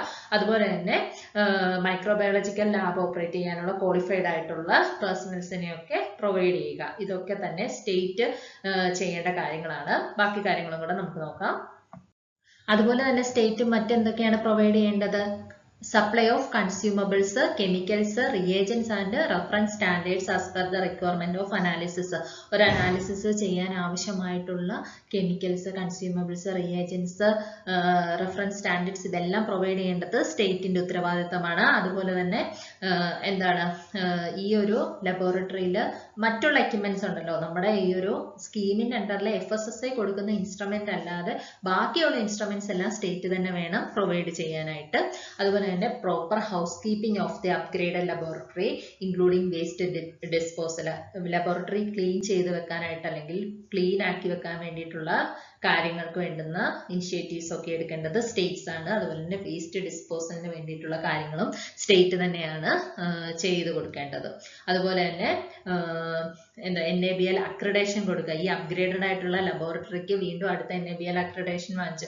ഓൾറെഡി നമ്മൾ അപ്ഗ്രേഡ് ചെയ്യുമ്പോൾ NABL സർട്ടിഫിക്കേഷനും കൂടെ അപ്ഗ്രേഡ് ചെയ്യണം. അപ്പൊ അതിന് വേണ്ടുന്ന കാര്യങ്ങളും സ്റ്റേറ്റ് തന്നെയാണ് മുൻകൈ എടുത്ത് ചെയ്യേണ്ടത്. അതുപോലെ തന്നെ FSSAIയുമായിട്ടൊരു MOU ഉണ്ടാക്കുക. എന്ന് വെച്ച് കഴിഞ്ഞാൽ ഒരു മൊമെന്റം MOU എന്ന് വെച്ച് കഴിഞ്ഞാൽ മെമ്മോറാണ്ടം ഓഫ് അണ്ടർസ്റ്റാൻഡിങ്. ഒരു FSSAIയുമായിട്ട് ഒരു ധാരണയിൽ എത്തുക. ഓക്കെ, അത് വെറും ധാരണയല്ല, ഇറ്റ്സ് എ റിട്ടൺ ഒരു ഇതായിരിക്കും കേട്ടോ. FSSAIയിൽ നിന്ന് ഇത്ര ഈ സ്കീം വഴി ഇത്ര എക്യുപ്മെന്റ്സ് കിട്ടിയിട്ടുണ്ട്, അങ്ങനെയുള്ള കാര്യങ്ങളൊക്കെ വെച്ചിട്ടുള്ള ഒരു ധാരണയിലും കൂടെ എത്തുക. അപ്പൊ ഇത്രയൊക്കെയാണ് സ്റ്റേറ്റ് ചെയ്യേണ്ടുന്ന കാര്യങ്ങളിൽ വരുന്നത്. ഓക്കെ, ക്ലിയർ ആയെന്ന് വിചാരിക്കുന്നു. ഇനി നെക്സ്റ്റ് എന്താന്ന് നോക്കാം. അപ്പൊ നമ്മൾ ഇത്രയും ഡിസ്കസ് ചെയ്ത പോയിന്റ് കൂടാതെ തന്നെ സ്ട്രെങ്തനിങ് ഓഫ് സ്റ്റേറ്റ് ഫുഡ് ലാബിന്റെ അകത്ത് വരുന്നതാണ്, ഫുഡ് ടെസ്റ്റിംഗ് ലാബിന്റെ അകത്ത് വരുന്നതാണ്. മെയിൻ ആയിട്ട് 4 നോർത്ത് ഈസ്റ്റേൺ സ്റ്റേറ്റ്സിന്റെ അകത്ത് ഫുഡ് ലാബ്സ് ഇല്ല. അപ്പൊ അവിടെ പുതിയ ഫുഡ് ലാബ്സ് പ്രൊവൈഡ് ചെയ്യുക. അപ്പൊ ഏതൊക്കെയാണ് ആ സ്റ്റേറ്റ്? അരുണാചൽ പ്രദേശ്, മണിപ്പൂര്, മിസോറാം ആൻഡ് സിക്കിം. ഇവിടെ 4ഇടത്തും ഫുഡ് ടെസ്റ്റിംഗ് ലാബ്സ് ഇല്ല. അപ്പൊ ആ ഒരു സ്റ്റേറ്റുകളിൽ ഫുഡ് ടെസ്റ്റിംഗ് ലാബ് പ്രൊവൈഡ് ചെയ്യുക. അത് എങ്ങനെയാണ് പ്രൊവൈഡ് ചെയ്യേണ്ടത്? അല്ലെങ്കിൽ ആ പ്രൊവൈഡ് ചെയ്യാൻ വേണ്ടിയിട്ട് ആ സ്റ്റേറ്റുകൾ എന്തൊക്കെ ചെയ്യണം? അതിന് വേണ്ടുന്ന അപ്രോപ്രിയേറ്റ് ആയിട്ടുള്ള ഒരു ബിൽഡിംഗ് സ്പേസ് കൊടുക്കണം. അതുപോലെ തന്നെ ഇലക്ട്രിക്കൽ, വാട്ടർ സപ്ലൈ ഒക്കെ കൊടുക്കണം. അതുപോലെ തന്നെ ഈ ഒരു ഫുഡ് ടെസ്റ്റിംഗ് ലാബ് അവിടെ പ്രവർത്തിക്കാൻ വേണ്ടുന്ന ബിൽഡിംഗ് സെറ്റപ്പും ഇലക്ട്രിസിറ്റിയും വാട്ടറും എല്ലാം സ്റ്റേറ്റ് പ്രൊവൈഡ് ചെയ്ത് കഴിഞ്ഞാൽ, അതുപോലെ തന്നെ ക്വാളിഫൈഡ് ആയിട്ടുള്ള ഒരു മാൻ പവറിനെ, ഈ എക്യുപ്മെന്റ്സ് എല്ലാം ഓപ്പറേറ്റ് ചെയ്യാൻ അറിയാവുന്ന ഒരു ഫുഡ് അനലിസ്റ്റിനെയും കൂടെ അവർ നിയമിക്കുകയാണെങ്കിൽ ഈ 4 സ്റ്റേറ്റിലും state food testing labs provide ചെയ്യാനായിട്ട് സാധിക്കും. അപ്പൊ ഈ 4 സ്റ്റേറ്റിലാണ് ഫുഡ് ടെസ്റ്റിംഗ് ലാബ്സ് ഇപ്പൊ നിലവിലില്ലാത്തത്. അപ്പൊ അവർക്ക് അത് ചെയ്യാൻ വേണ്ടിയിട്ട് എന്താണ് ചെയ്യേണ്ടത്? അവരൊരു ബിൽഡിംഗ് സ്പേസ് പ്രൊവൈഡ് ചെയ്യുക, അതിന്റെ കൂടെ തന്നെ ഇലക്ട്രിസിറ്റിയും വാട്ടറും എല്ലാം പ്രൊവൈഡ് ചെയ്യുക. അതുപോലെ തന്നെ ഒരു മാൻ പവർ, എല്ലാം ടെസ്റ്റിങ്ങും അനലൈസിങ്ങും എക്യുപ്മെന്റിന്റെ ഓപ്പറേഷനും എല്ലാം അറിയാവുന്ന ഒരു മാൻ പവറിനെയും കൂടെ അവർ സ്റ്റേറ്റിൽ നിന്ന് തന്നെ പ്രൊവൈഡ് ചെയ്യുകയാണെങ്കിൽ FSSAI സ്കീം വഴി അവിടത്തേക്കിന് വേണ്ടുന്ന അപ്ഗ്രഡേഷൻ ഒക്കെ കൊടുക്കുന്നതായിരിക്കും. ഓക്കെ, അപ്പൊ അത്രേ ഉള്ളൂ strengthening of state food testing labs. ഇനി നമുക്ക് അടുത്ത പോയിന്റ് വഴി എങ്ങനെയാണ് എന്നുള്ള കാര്യങ്ങൾ നോക്കാം കേട്ടോ. അടുത്ത ആ സ്കീമിന്റെ അകത്ത് വരുന്ന രണ്ടാമത്തെ പോയിന്റ് അല്ലെ രണ്ടാമത്തെ ഇനിഷ്യേറ്റീവ് എന്തായിരുന്നു? Strengthening of referral food testing labs. ഇവിടെ ഒന്നുമില്ല, നമ്മുടെ റെഫറൽ ഫുഡ് ടെസ്റ്റിംഗ് ലാബ്സിനെ സ്ട്രെങ്തൻ ചെയ്യുക. അത് എങ്ങനെയാണ്? നമ്മുടെ ഫുഡ് സേഫ്റ്റി സ്റ്റാൻഡേർഡ് റെഗുലേഷൻ പ്രകാരം എന്ത് ചെയ്യണം? റെഫറൽ ഫുഡ് ടെസ്റ്റിംഗ് ലാബ്സിനെ കുറച്ചും കൂടെ ഹൈ സ്റ്റാൻഡേർഡൈസ് ചെയ്യുക, അല്ലെങ്കിൽ അതിന്റെ ടെസ്റ്റിംഗ് ഫെസിലിറ്റീസിനെ ഒക്കെ കുറച്ചും കൂടെ ഒന്ന് ലേറ്റസ്റ്റ് ആക്കി മാറ്റാൻ വേണ്ടിയിട്ട് മാറ്റുക. അതാണ് ഈ ഒരു strengthening of referral food testing lab വെച്ചിട്ട് ഉദ്ദേശിക്കുന്നത്. അപ്പൊ അതിന് വേണ്ടിയിട്ട് എന്ത് ചെയ്യണം? ഇവിടെ മാക്സിമം 1 or 2 ന്യൂലി എക്യുപ്മെന്റ്സ് ആയിരിക്കും ഇവിടെ പ്രൊവൈഡ് ചെയ്യുന്നത് കേട്ടോ. മാക്സിമം പോയി കഴിഞ്ഞാൽ 1 അല്ലെങ്കിൽ 2 എക്യുപ്മെന്റ്സ് ഒക്കെ ആയിരിക്കും ഈ ഒരു referral food testing lab strengthen ചെയ്യാൻ വേണ്ടിയിട്ട് FSSAI പ്രൊവൈഡ് ചെയ്യുന്നത് കേട്ടോ. അപ്പൊ അത് വരുന്നത് വെച്ച് കഴിഞ്ഞാൽ മാക്സിമം അതിന്റെ ഒരു ഫണ്ട് പ്രൊവൈഡ് ചെയ്യുന്നത് എത്രയായിരിക്കും? മാക്സിമം 3 crore അകത്ത്, 3 കോടിക്കകത്ത് നിന്നുകൊണ്ട് 1 or 2 എക്യുപ്മെന്റ് കൂടുതലായിട്ട് എന്താ ഇൻസ്റ്റാൾ ചെയ്തുകൊണ്ട് അതിന്റെ ക്വാളിറ്റിനെ, അതിന്റെ ടെസ്റ്റിംഗ് ക്വാളിറ്റിനെ കുറച്ചും കൂടെ ഒന്ന് ഇംപ്രൂവ് ചെയ്യിപ്പിക്കുക. അപ്പൊ അതാണ് strengthening of referral food testing lab കൊണ്ട് അവർ ഉദ്ദേശിക്കുന്നത് കേട്ടോ. അപ്പൊ റെഫറൽ ഫുഡ് ലാബ്സിന്റെ ടെസ്റ്റിംഗ് ഇംപ്രൂവ് ചെയ്യാൻ വേണ്ടിയിട്ട് എന്ത് ചെയ്യുന്നു? FSSAI ഒരു minimum fund of about 3 കോടിക്കകത്ത് 1 or 2 പുതിയ എക്യുപ്മെന്റ്സ് ഇൻസ്റ്റാൾ ചെയ്തുകൊണ്ട് അവരുടെ കാര്യക്ഷമത വർദ്ധിപ്പിക്കുന്നു കേട്ടോ. അപ്പൊ അതാണ് strengthening of referral food testing lab കൊണ്ട് ഉദ്ദേശിക്കുന്നത്. നമുക്ക് അടുത്ത പോയിന്റിലേക്ക് പോവാം. അടുത്തെന്ന് പറഞ്ഞു കഴിഞ്ഞാൽ അടുത്ത പോയിന്റ് എന്തായിരുന്നു? Support for mobile food labs. Mobile food ലാബ്സിന് വേണ്ടുന്ന സപ്പോർട്ട് പ്രൊവൈഡ് ചെയ്യുക. അതെങ്ങനെയാണ്? അപ്പൊ ഈ ഒരു സ്കീമിന്റെ അടിസ്ഥാനത്തിൽ പറയുന്നത് എന്താണെന്ന് വെച്ച് കഴിഞ്ഞാൽ, ഒരു സ്റ്റേറ്റില് ഏകദേശം ഒരു 20 ഡിസ്ട്രിക്റ്റിലെങ്കിലും, സ്റ്റേറ്റിന്റെ അണ്ടറിൽ വരുന്ന 20 ഡിസ്ട്രിക്റ്റിലെങ്കിലും ഒരു മൊബൈൽ ഫുഡ് ലാബ് വെച്ച് പ്രൊവൈഡ് ചെയ്യുക എന്നുള്ളതാണ് ഈ സ്കീം കൊണ്ട് ഉദ്ദേശിക്കുന്നത്. അപ്പം ഏകദേശം എന്താണ്? ഒരു total of 62 numbers food labs ആണ്, മൊബൈൽ ഫുഡ് ലാബ്സ് ആണ് പ്രൊവൈഡ് ചെയ്യാനായിട്ട് ഉദ്ദേശിക്കുന്നത്. അപ്പൊ ഇതിനു വേണ്ടിയിട്ട് ഇതിനു വേണ്ടിയിട്ട് ആരാണ് ഇനിഷ്യേറ്റീവ് എടുക്കേണ്ടത്? ഏതൊക്കെ ഡിസ്ട്രിക്റ്റിലാണ് ഈ ഫുഡ് ലാബ്സ് കൊടുക്കേണ്ടതെന്നുള്ളതിനെ കുറിച്ചുള്ള ഒരു ലിസ്റ്റ് ആര് കൊടുക്കണം? നമ്മുടെ സ്റ്റേറ്റ് അല്ലെങ്കിൽ യൂണിയൻ ടെറിട്ടറി ഗവൺമെന്റ് ആയിരിക്കണം കൊടുക്കേണ്ടതെന്നുള്ളത്. ഇനി ഈ ഒരു മൊബൈൽ ഫുഡ് ടെസ്റ്റിംഗ് ലാബ് കൊണ്ട് എന്താണ് ഉദ്ദേശിക്കുന്നത്? നമ്മുടെ റിമോട്ട് ഏരിയാസ്, ഒരു സ്റ്റേറ്റിലുള്ള റിമോട്ട് ആയിട്ടുള്ള വില്ലേജസ് ഒക്കെ ഇല്ലേ, അവിടെയൊക്കെയുള്ള ഫുഡ് സേഫ്റ്റിനെ ഉറപ്പുവരുത്താൻ വേണ്ടിയിട്ടാണ് ഈ ഒരു മൊബൈൽ ഫുഡ് ലാബ് എന്നുള്ള ഒരു ആശയം മുന്നോട്ട് വെക്കുന്നത്. അപ്പൊ അവിടെയുള്ള ജനങ്ങളിലേക്ക് എന്തുകൊണ്ടാണ് ഫുഡ് ടെസ്റ്റിംഗ് ഇത്രത്തോളം ഇമ്പോർട്ടന്റ് ആയിട്ടുള്ളത്, അല്ലെങ്കിൽ ഫുഡ് ടെസ്റ്റ് ചെയ്തിട്ട് വേണം കഴിക്കാൻ, അല്ലെങ്കിൽ ഫുഡ് ടെസ്റ്റിങ്ങിന് നമ്മുടെ ലൈഫിൽ എന്തോരം ഇമ്പോർട്ടൻസ് ഉണ്ട് എന്നുള്ളത് അവരെയും കൂടെ മനസ്സിലാക്കിപ്പിക്കാൻ വേണ്ടിയിട്ടാണ് ഓരോ ഡിസ്ട്രിക്റ്റിലും എന്ത് വേണം? ഒരു മൊബൈൽ ഫുഡ് ലാബ് വേണം എന്നുള്ള ആശയം അവര് പ്രൊവൈഡ് ചെയ്തത്. കൂടുതൽ ഡിസ്ട്രിക്റ്റുകൾ, ഇപ്പൊ നമ്മുടെ കേരളത്തെ സംബന്ധിച്ചിടത്തോളം 14 ഡിസ്ട്രിക്റ്റ് അല്ലേ ഉള്ളൂ. അപ്പം അതിന് എല്ലാ ഡിസ്ട്രിക്റ്റിലും കാണും, എല്ലാ ഡിസ്ട്രിക്റ്റിലേക്കും കൊടുക്കും. അത് കൂടാതെ തന്നെ കുറെ അധികം ഡിസ്ട്രിക്റ്റുകളുള്ള സ്റ്റേറ്റുകൾ എന്ത് ചെയ്യും?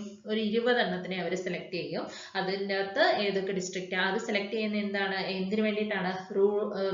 ഈ ഒരു ഒരു റിമോട്ട് ഏരിയയിലേക്കുള്ള വില്ലേജ് ഏരിയസിലേക്ക് ഫുഡ് സേഫ്റ്റിക്ക് എന്തോരം ഇമ്പോർട്ടൻസ് ഉണ്ട്, ഫുഡ് സേഫ്റ്റി ചെക്ക് ചെയ്യുന്നത് വഴി എന്തെല്ലാം ഗുണങ്ങളാണ് ഉണ്ടാകുന്നത് എന്നൊക്കെ ആൾക്കാരെ മനസ്സിലാക്കിക്കാൻ വേണ്ടിയിട്ടാണ് കേട്ടോ. ഈ ഒരു മൊബൈൽ ഫുഡ് ലാബ്സ് വഴിയിട്ട് എന്തൊക്കെ കമ്മോഡിറ്റീസിന്റെയാണ് മെയിൻ ആയിട്ട് നോക്കുന്നത്? Ghee, milk, khoya, sweets, edible oil, non permitted food colours in various food likes, namkeens, spices, prepared food etcetera. അപ്പൊ ഏതൊക്കെ ഫുഡ് ഐറ്റംസിലുള്ള അഡൾട്രേഷൻ അല്ലെങ്കിൽ എന്തെങ്കിലും പ്രശ്നം ഉണ്ടോ എന്നൊക്കെ ഉള്ളതാണ് നോക്കുന്നത്. നെയ്യില്, മിൽക്കിൻ്റെ അകത്ത്, കോയ, പേടയ്ക്ക് മുന്നേ ഉള്ളൊരു സംഭവമാണ് കേട്ടോ അത്. പിന്നെ സ്വീറ്റ്സിലൊക്കെ ആണല്ലോ കൂടുതലും കളറൊക്കെ ചേർക്കുന്നത്. ലഡുവിൻ്റെ അകത്തൊക്കെ യെല്ലോ കളർ, അത് പെർമിറ്റഡ് ഫുഡ് കളേഴ്സ് അല്ല ചേർക്കുന്നതെന്നുണ്ടെങ്കിൽ അതൊക്കെ നമുക്ക് കണ്ടുപിടിക്കണമെന്നുണ്ടെങ്കിൽ ടെസ്റ്റ് ചെയ്ത് നോക്കിയാലല്ലേ കണ്ടുപിടിക്കാനായിട്ട് പറ്റുള്ളൂ. അപ്പൊ അതിന് വേണ്ടിയിട്ട് സ്വീറ്റ്സിൻ്റെ അകത്ത്, പിന്നെ എഡിബിൾ ഓയിലിൻ്റെ അകത്ത് എന്തെങ്കിലും അഡൾട്രേഷൻ ഉണ്ടോ എന്നുള്ളത്, പിന്നെ നോൺ പെർമിറ്റഡ് ഫുഡ് കളേഴ്സ്, അത് ഞാൻ പറഞ്ഞല്ലോ, ഈ സ്വീറ്റ്സിൻ്റെ അകത്തും കോയക്കകത്തും ഒക്കെ വേണമെങ്കിൽ ആർട്ടിഫിഷ്യൽ കളേഴ്സ് യൂസ് ചെയ്യാം. അതുപോലെ തന്നെ മെയിനായിട്ട് ആർട്ടിഫിഷ്യൽ കളേഴ്സ് ഉള്ള ഏതൊക്കെ ഫുഡാണ്, നംകീൻസ് എന്ന് പറഞ്ഞു കഴിഞ്ഞാൽ മിക്സർ പോലെ, സേവ പോലെ, ഈ നോർത്ത് ഇന്ത്യയിലൊക്കെ കൂടുതലായിട്ട് ഈ സേവ എന്താ പറയുന്നത് അങ്ങനെയുള്ള സംഭവങ്ങളുണ്ട്, മിക്സർ കണക്കിനെ ഇരിക്കും. അപ്പോൾ അതിലൊക്കെ ഇഷ്ടംപോലെ ഫുഡ് കളേഴ്സ് ചേർക്കുന്നുണ്ട്. അപ്പോൾ അതിൻ്റെയൊക്കെ എമൗണ്ട് കണ്ടുപിടിക്കാനും അത് കൂടുതലായിട്ട് ഉപയോഗിക്കുന്നത് വഴി എന്തെല്ലാം ഹെൽത്ത് ഇഷ്യൂസ് ആണ് വരുന്നത് എന്നൊക്കെ ഉള്ള ഒരു അവയർനെസ് ആ ഒരു റിമോട്ട് ഏരിയയിലുള്ള പീപ്പിൾസിനെ എത്തിക്കാൻ വേണ്ടിയിട്ടാണ്, പീപ്പിളിലേക്ക് എത്തിക്കാൻ വേണ്ടിയിട്ടാണ് എന്ത് ചെയ്യുന്നത്, ഇങ്ങനെയുള്ള മൊബൈൽ ഫുഡ് ലാബ്സ് കൊണ്ട് ഉദ്ദേശിക്കുന്ന FSSAI കേട്ടോ. അപ്പോൾ അതിന് വേണ്ടിയിട്ട് എന്താണ്, ഒരു കലണ്ടർ സെറ്റ് ചെയ്തിട്ടുണ്ട്. ഒരു 15 ദിവസം, ഒരു മാസത്തെ 15 ദിവസം ഈ ഒരു മൊബൈൽ ഫുഡ് ലാബ്സിന്റെ സേവനം ആ ഒരു ഡിസ്ട്രിക്റ്റിൽ എന്താണ് അവൈലബിൾ ആക്കിക്കൊണ്ടുള്ള ഒരു ചാർട്ടാണ് തയ്യാറാക്കിയിട്ടുള്ളത്. അതുപോലെ തന്നെ ഈ ഒരു മൊബൈൽ ലാബ്സ് ആരാണ് ഓപ്പറേറ്റ് ചെയ്യുന്നത്, ഒന്നെങ്കിൽ ആ ഒരു റെസ്പെക്റ്റീവ് ആയിട്ടുള്ള സ്റ്റേറ്റ് അല്ലെങ്കിൽ യൂണിയൻ ടെറിട്ടറി ഗവൺമെന്റ്സ്, അല്ലെങ്കിൽ അതർ ഏജൻസീസ് ആയിട്ടുള്ള നോൺ ഗവൺമെന്റൽ ഓർഗനൈസേഷൻസ് ഉണ്ടല്ലോ, ഗവൺമെന്റിന്റെ അണ്ടറിലല്ലാത്ത ആൾക്കാർക്കും ചെയ്യാം. അതുപോലെ ട്രസ്റ്റുകൾ, അതുപോലെ തന്നെ സൊസൈറ്റീസ് ഒക്കെ തന്നെ ഇതിനു വേണ്ടിയിട്ട് ഓപ്പറേറ്റ് ചെയ്യാനുള്ള അധികാരം കൊടുത്തിട്ടുണ്ട് FSSAI കേട്ടോ. അപ്പം മൊബൈൽ ഫുഡ് ലാബ്സ് എന്തിനു വേണ്ടിയിട്ടാണെന്ന് മനസ്സിലായല്ലോ. ഓരോ സ്റ്റേറ്റിലെയും ഓരോ ഡിസ്ട്രിക്റ്റിലേക്ക് ഫുഡ് ടെസ്റ്റ് ചെയ്യാൻ വേണ്ടിയിട്ട്. അത് മെയിനായിട്ട് എന്താണ് ഉദ്ദേശിക്കുന്നത്, റിമോട്ട് ഏരിയയിലുള്ള ആൾക്കാരിൽ ഫുഡ് സേഫ്റ്റി റിഗാർഡിംഗ് ആയിട്ടുള്ള ഒരു അവയർനെസ് കൊടുക്കാൻ വേണ്ടിയിട്ട്. അതിന് മെയിൻ ഏതൊക്കെ ഫുഡ് ഐറ്റംസ് ആണ് അവർ ടെസ്റ്റ് ചെയ്യുന്നത്, ഈ ഒരു മൊബൈൽ ഫുഡ് ലാബ് വഴി ghee, milk, khova, sweets, edible oils, പിന്നെ non permitted food colours in namkeens, spices, നമ്മുടെ സ്പൈസ് ഉണ്ടല്ലോ, മഞ്ഞൾപ്പൊടി, മുളക് പൊടി, അതിൻ്റെ അകത്തൊക്കെ ഈ ഫുഡ് കളേഴ്സ് ചിലപ്പോൾ ചേർക്കാറുണ്ട്. അപ്പോൾ അതിൻ്റെ അകത്ത് അതിൽ ഉള്ളതും എല്ലാം കണ്ടുപിടിച്ച് അവരെ ബോധവാന്മാരാക്കുന്നു, അല്ലെ കാണിച്ചു കൊടുക്കുന്നു. ഈ ഒരു food testing mobile food labs വഴി കാണിച്ചു കൊടുക്കുന്നു. ഇങ്ങനെയൊക്കെ കാര്യങ്ങളും കൂടെ ഉണ്ട് എന്നുള്ളത് ഒരു അവയർനെസ് കൊടുക്കുന്നു. ഓക്കെ. അതുപോലെ തന്നെ ഈ ഒരു മൊബൈൽ ഫുഡ് ലാബ്സ് സെറ്റ് ചെയ്യുന്നത് വഴി എന്താണ് ഒരു ബെനിഫിറ്റ് എന്ന് പറഞ്ഞു കഴിഞ്ഞാൽ, നമ്മുടെ വില്ലേജിലുള്ള ആൾക്കാർക്ക് കൂടി നമ്മുടെ FSSAIയുടെ മെയിനായിട്ടുള്ള ഒരു മോട്ടീവ് എന്ന് പറയുന്നത് തന്നെ സേഫ് ആയിട്ടുള്ള ഫുഡ് കൺസ്യൂം ചെയ്യാൻ വേണ്ടിയിട്ട് കൊടുക്കുക. പക്ഷെ നമുക്ക് ആ ഒരു FSSAI എന്ന് പറയുന്ന ഒരു അതോറിറ്റി മാത്രം വിചാരിച്ചു കഴിഞ്ഞാൽ, അല്ലെ അവരുടെ അണ്ടറിലുള്ള കുറച്ച് ആൾക്കാരെ മാത്രം വിചാരിച്ചു കഴിഞ്ഞാൽ ഈ ഒരു സ്വപ്നം സാക്ഷാത്കരിക്കാനായിട്ട് പറ്റില്ല. അപ്പോൾ അതിന് വേണ്ടിയിട്ട് ഇതുപോലുള്ള മൊബൈൽ ലാബ്സ് ഒക്കെ നമ്മൾ സെറ്റ് ചെയ്യുകയാണെന്നുണ്ടെങ്കിൽ വില്ലേജ് വൈസ് ഉള്ള ആൾക്കാർക്ക് തന്നെ ഫുഡിൻ്റെ അകത്ത് എന്തെല്ലാം അഡൾട്രേഷൻ ഉള്ള ചാൻസ് ഉണ്ട്, അതെങ്ങനെ ആ അഡൾട്രേഷൻ കണ്ടുപിടിക്കുക എന്നൊക്കെ മനസ്സിലാക്കുന്നത് വഴി ഇപ്പം അവരൊരു ഫുഡ് കമ്മോഡിറ്റി വാങ്ങിക്കുകയാണ്. അപ്പോൾ അവർക്ക് തന്നെ നോക്കി കണ്ടുപിടിക്കാൻ പറ്റുമല്ലോ. ഫോർ എക്സാമ്പിൾ മുളക് പൊടിക്കകത്തുള്ള അഡൾട്രൻസിനെ ടെസ്റ്റ് ചെയ്യാനൊക്കെ സിമ്പിളായിട്ട് തന്നെ ടെസ്റ്റ് ചെയ്യുക. കളർ ഉണ്ടോ എന്ന് അറിയാൻ വേണ്ടി മുളക് പൊടി വെള്ളത്തിൻ്റെ അകത്ത് ഒരു ഗ്ലാസ് നമ്മുടെ ഇതിലെ ഗ്ലാസ്സില്ലേ, നമ്മൾ വെള്ളം കുടിക്കുന്ന ഗ്ലാസിൻ്റെ അകത്ത്, അത് ട്രാൻസ്പെറൻ്റ് ആയിട്ടുള്ള ഗ്ലാസിൻ്റെ അകത്ത് മുളക് പൊടി തൂങ്ങി കഴിയുമ്പോൾ തന്നെ നമുക്ക് ആ കളർ വല്ലതും ഉണ്ടെങ്കിൽ തന്നെ മനസ്സിലാക്കാൻ പറ്റും. ആ ഒരു വെള്ളം നിറച്ച് റെഡ് കളറായിട്ട് മാറാനുള്ള ചാൻസ് ഉണ്ട്. അല്ല പ്യുവർ ആയിട്ടുള്ളതാണെങ്കിൽ അത് അങ്ങനെ അടിയിൽ തട്ടി പോയി കിടക്കത്തേ ഉള്ളൂ. പക്ഷെ കളറാണെന്നുണ്ടെങ്കിൽ എന്ത് പറ്റും, ഇങ്ങനെ ആ ഒരു ഒലിച്ചിറങ്ങുന്നത് നമുക്ക് വിസിബിളി കാണാനായിട്ട് പറ്റും. പക്ഷെ ഇങ്ങനെ ടെസ്റ്റ് ചെയ്താൽ ആ ഒരു അഡൾട്രേഷൻ കണ്ടുപിടിക്കാൻ പറ്റുമെന്ന് അറിയണമെങ്കിൽ ഇതുപോലെയുള്ള mobile food testing laboratories village ഏരിയസിലേക്കൊക്കെ പോയെങ്കിൽ മാത്രമല്ലേ ആൾക്കാരിൽ ആ ഒരു ബോധം ഉണ്ടാകത്തുള്ളൂ. അപ്പൊ ആ ഒരു അവയർനെസ് ഇംപ്രൂവ് ചെയ്തെടുക്കാൻ വേണ്ടിയിട്ടാണ് ഇതിന്റെ മെയിൻ ആയിട്ടുള്ള ഒരു ലക്ഷ്യം എന്ന് പറയുന്നത്. മെയിൻ ആയിട്ടുള്ള ഫുഡ് ടെസ്റ്റിംഗ് ലബോറട്ടറീസ് ഒക്കെ സിറ്റീസിലല്ലേ ഉള്ളൂ. അപ്പം ഈ ഒരു വില്ലേജ് പീപ്പിൾസിനൊക്കെ ഇതിനെക്കുറിച്ചുള്ള പെരിഷബിൾ ആയിട്ടുള്ള ഐറ്റംസിനെ കുറിച്ച്, അല്ലെങ്കിൽ എന്താണ് ഫുഡ് സേഫ്റ്റി എന്നൊക്കെ കുറിച്ചുള്ള ഒരു അവയർനെസ് വരണമെങ്കിൽ ഇതുപോലുള്ള മൊബൈൽ ലാബ്സ് അവരുടെ വില്ലേജിലേക്ക് എത്തുമ്പോഴാണ് അവർക്ക് ആ ഒരു ബോധം ഉണ്ടാവുന്നത്. അതുപോലെ തന്നെ എന്താണ്, ഇങ്ങനെ സാധാരണ ജനങ്ങളെ പോലും ഒരു ഫുഡിന്റെ ക്വാളിറ്റി എങ്ങനെയാണ് ടെസ്റ്റ് ചെയ്യുന്നത് എന്നുള്ളത് കാണിച്ചു കൊടുക്കുന്നത്, അല്ലെങ്കിൽ പഠിപ്പിച്ചു കൊടുക്കുന്നത് വഴി എങ്ങനെയാണ്. അപ്പം നമുക്ക് ആ ഒരു FSSAIയുടെ ആ ഒരു മാസീവ് ആയിട്ടുള്ള ആ ഒരു എയിം ഉണ്ടല്ലോ, സേഫ് ആയിട്ടുള്ള ഫുഡ് പ്രൊവൈഡ് ചെയ്യണം എന്നുള്ളത്. അപ്പം അതിനെ ഹെൽപ്പ് ചെയ്യാനായിട്ട് ഇങ്ങനെയുള്ള ചെറിയ ചെറിയ ഇനിഷ്യേറ്റീവ്സ് ഹെൽപ്പ് ചെയ്യും അല്ലേ. അതുപോലെ തന്നെ എന്താണ്, ഈ മൊബൈൽ ഫുഡ് ടെസ്റ്റിംഗ് ലാബ്സിനെ വേറൊരു കാര്യത്തിന് യൂസ് ചെയ്യുന്നത് എങ്ങനെയാണെന്ന് വെച്ച് കഴിഞ്ഞാൽ, സാമ്പിളിന്റെ ട്രാൻസ്പോർട്ടേഷന് വേണ്ടിയിട്ട്. ഇപ്പം നമ്മുടെ വില്ലേജ് ഏരിയയിലൊക്കെ ഏതെങ്കിലും ഒരു ഫുഡ് സാമ്പിളിന്റെ എന്തെങ്കിലും ഒരു കുഴപ്പമുണ്ടെന്ന് കണ്ടു കഴിഞ്ഞാൽ ആ ഒരു ഫുഡ് സാമ്പിളിനെ ടെസ്റ്റ് ചെയ്യാൻ വേണ്ടിയിട്ട് ഫുഡ് ടെസ്റ്റിംഗ് ലബോറട്ടറീസിലേക്ക് എത്തിക്കാൻ വേണ്ടിയിട്ടും മെയിൻ ആയിട്ടുള്ള ഫുഡ് ടെസ്റ്റിംഗ് ലബോറട്ടറീസിലേക്ക് എത്തിക്കാൻ വേണ്ടിയിട്ട് ഈ മൊബൈൽ ഫുഡ് ലാബ്സ് തന്നെയാണ് ഒരു കാരണം ആവുന്നത് കേട്ടോ. അപ്പോൾ ട്രാൻസ്പോർട്ട് ഓഫ് ഫുഡ് സാമ്പിൾസിന് വേണ്ടിയിട്ട് നമ്മൾ എന്ത് ചെയ്യാറുണ്ട്, ഈ മൊബൈൽ ഫുഡ് ലാബ്സിനെ ആശ്രയിക്കാറുണ്ട് കേട്ടോ. അതുപോലെ തന്നെ ഫുഡ് ലോസിനെ കുറിച്ച് അല്ലെങ്കിൽ common hygiene in practice of food business, ഇതിനെക്കുറിച്ചൊക്കെ ഒരു അവയർനെസ് സാധാരണ ജനങ്ങളിൽ കൊടുക്കാനും ഈ ഒരു മൊബൈൽ ഫുഡ് ലാബ്സ് വഴി നമുക്ക് കഴിയുന്നുണ്ട് കേട്ടോ. അതുപോലെ തന്നെ ഈ ഒരു മൊബൈൽ ഫുഡ് ടെസ്റ്റിംഗ് ലബോറട്ടറിയുടെ ഒരു എന്താ ഗുണം എന്ന് പറയുന്നത്, അല്ലെങ്കിൽ അതുകൊണ്ട് നമുക്കുള്ള ഏറ്റവും വലിയൊരു ഗുണം എന്താണ്, അവിടെ നമുക്ക് ക്വിക്കായിട്ട് തന്നെ അഡൾട്രേഷൻ ഡിറ്റക്ട് ചെയ്യാനുള്ള ഫെസിലിറ്റി ഉണ്ട്. ഈ ഒരു മൊബൈൽ ഫുഡ് ടെസ്റ്റിംഗ് ലബോറട്ടറിയിൽ നമുക്ക് പെട്ടെന്ന് തന്നെ ഫുഡിൻ്റെ അകത്തുള്ള അഡൾട്രേഷൻ കണ്ടുപിടിക്കാനായിട്ട് പറ്റും. അതിന് വേണ്ടുന്ന റാപ്പിഡ് ടെസ്റ്റ് എക്യുപ്മെന്റ്സ് ഒക്കെ തന്നെ ആ ഒരു വെഹിക്കിളിൽ പ്രൊവൈഡഡ് ആയിരിക്കും കേട്ടോ. മെയിൻ ആയിട്ട് അങ്ങനെയുള്ള ഏതൊക്കെ ഫുഡ് ഐറ്റംസിൻ്റെയാണ് ക്വിക്കായിട്ട് തന്നെ അഡൾട്രേഷൻ ഡിറ്റക്ട് ചെയ്യുന്നത്, മിൽക്കിൻ്റെത്, പിന്നെ പാക്കേജ്ഡ് ഡ്രിങ്കിങ് വാട്ടർ, ഓയിൽ, ഇതിൻ്റെയൊക്കെ തന്നെ പെട്ടെന്ന് തന്നെ അഡൾട്രേഷൻ ഈ ഒരു മൊബൈൽ ഫുഡ് ലാബ്സ് വഴി തന്നെ അവർ നോക്കി കാണിച്ചു കൊടുക്കുന്നുണ്ട്. ഈ ഞാൻ പറഞ്ഞല്ലോ വില്ലേജസിലോട്ടൊക്കെയാണ് കൂടുതലായിട്ട് പോകുന്നത്. അപ്പോൾ അവിടെ തന്നെ പെട്ടെന്ന് തന്നെ ഇപ്പോൾ ഒരു പാക്കറ്റ് മിൽക്ക് കൊണ്ട് കൊടുക്കുകയാണെങ്കിൽ അവർ പെട്ടെന്ന് തന്നെ അതിൻ്റെ അഡൾട്രേഷൻ ടെസ്റ്റ് ഒക്കെ കാണിച്ചു മനസ്സിലാക്കി കൊടുക്കും കേട്ടോ. അതുപോലെ തന്നെ ഇനി ഇതിന് വേണ്ടിയിട്ട് എന്താണ് ഒരു കോൺട്രിബ്യൂഷൻ ചെയ്യേണ്ടത് സ്റ്റേറ്റ്, ഈ ഒരു മൊബൈൽ ഫുഡ് ടെസ്റ്റിംഗ് ലാബ്സിന് വേണ്ടിയിട്ട് എന്തൊക്കെ കോൺട്രിബ്യൂഷൻ ആണ് സ്റ്റേറ്റ് വൈസ് കൊടുക്കേണ്ടത്. ആദ്യമേ തന്നെ ഏതൊക്കെ ഡിസ്ട്രിക്റ്റിലാണ് നമ്മൾ മൊബൈൽ ഫുഡ് ടെസ്റ്റിംഗ് ലാബ്, ഞാൻ പറഞ്ഞല്ലോ 20 എണ്ണത്തിലേ കൊടുക്കാൻ പറ്റുള്ളൂ. അപ്പോൾ കൂടുതൽ ഡിസ്ട്രിക്റ്റുകളുള്ള സ്റ്റേറ്റ് ആണെങ്കിൽ ഏതൊക്കെ ഡിസ്ട്രിക്റ്റിലാണ് മെയിനായിട്ട് കൊടുക്കേണ്ടതെന്നുള്ള ഒരു ലിസ്റ്റ് അത് FSSAIക്ക് പ്രൊവൈഡ് ചെയ്ത് കൊടുക്കുക ഈ സ്റ്റേറ്റ്. അതുപോലെ തന്നെ എന്ത് വേണം, ഒരു അപ്രോപ്രിയേറ്റ് ഏജൻസിനെ പ്രൊവൈഡ് ചെയ്ത് കൊടുക്കുക സ്റ്റേറ്റ്. ഞാൻ പറഞ്ഞല്ലോ ഒന്നെങ്കിൽ ഗവൺമെന്റ് ആയിട്ടുള്ള ഒരു ഏജൻസി, അല്ലെങ്കിൽ നോൺ ഗവൺമെന്റ് ആയിട്ടുള്ള ഒരു ഏജൻസി, അല്ലെങ്കിൽ സൊസൈറ്റി, അല്ലെങ്കിൽ ട്രസ്റ്റോ, ആരാണോ ഫുഡ് ടെസ്റ്റിംഗ് ലബോറട്ടറിനെ ഓപ്പറേറ്റ് ചെയ്യാൻ പോകുന്നത് അവരെ ഒരു ലിസ്റ്റ്, ആർക്കാണോ ഇതിനുള്ള അധികാരം കൊടുത്തിട്ടുള്ളത്, സ്റ്റേറ്റ് ആർക്കാണോ കൊടുത്തിട്ടുള്ളത് എന്നുള്ള ഒരു ഡീറ്റെയിൽ ആയിട്ടുള്ള ഒരു ഇൻഫർമേഷൻ FSSAIക്ക് കൈമാറുക. അതുപോലെ തന്നെ ഇതിന് വേണ്ടുന്ന വെഹിക്കിൾ, വാഹനവും അതിന് വേണ്ടുന്ന എക്യുപ്മെന്റ്സും, ഈ വണ്ടിയും വേണം, വണ്ടിക്കകത്ത് വെക്കാനുള്ള എക്യുപ്മെന്റ്സും എല്ലാം തന്നെ സ്റ്റേറ്റ് പ്രൊവൈഡ് ചെയ്യുക. അതുപോലെ തന്നെ ഈ സ്റ്റേറ്റിൽ ഓൾറെഡി ഏതെങ്കിലും മൊബൈൽ ലാബ് വർക്ക് ചെയ്യുന്നുണ്ടോ, അതെങ്ങനെയാണ് വർക്ക് ചെയ്യുന്നത്, അതിൻ്റെ അകത്ത് എന്തെല്ലാം ടെസ്റ്റിംഗ് ഫെസിലിറ്റീസ് ആണ് ഉള്ളത് എന്നുള്ള കാര്യങ്ങളും കൂടെ FSSAIക്ക് കൈമാറുക സ്റ്റേറ്റ് കേട്ടോ. അതുപോലെ തന്നെ ഇതെല്ലാം ഓപ്പറേറ്റ് ചെയ്യാൻ അറിയാവുന്ന ഒരു മാൻ പവർ, അതിനെല്ലാം ആര് തന്നെയാണ് കൊടുക്കേണ്ടത്, സ്റ്റേറ്റ് തന്നെയാണ് പ്രൊവൈഡ് ചെയ്യേണ്ടത്. അപ്പോൾ ഇത്രയും കാര്യങ്ങൾ സ്റ്റേറ്റ് പ്രൊവൈഡ് ചെയ്യുകയാണെങ്കിൽ മൊബൈൽ ഫുഡ് ലാബ്സിനെ സപ്പോർട്ട് ചെയ്യാൻ വേണ്ടിയിട്ട് ആര് തയ്യാറാണ്, FSSAI തയ്യാറാണ് കേട്ടോ. അപ്പോൾ നമുക്കിനി അടുത്ത പോയിന്റിലേക്ക് പോവാം. അപ്പോൾ ആ ഒരു സ്കീമിൽ വരുന്ന അടുത്ത പോയിന്റ് എന്ന് പറയുന്നത് എന്താണ്, capacity building of food testing laboratories personnels. അപ്പം ഇതിനകത്ത് പറയുന്നതെന്ന് വെച്ച് കഴിഞ്ഞാൽ ഒരു ഫുഡ് ടെസ്റ്റിംഗ് ലബോറട്ടറിയുടെ അല്ലെങ്കിൽ ആ ഒരു ഫുഡ് ടെസ്റ്റിംഗ് ലബോറട്ടറിയിൽ വർക്ക് ചെയ്യുന്ന പേഴ്സണൽസിന്റെ കപ്പാസിറ്റി ബിൽഡ് ചെയ്യുക, അവരുടെ സ്കിൽസ് ഇംപ്രൂവ് ചെയ്യുക.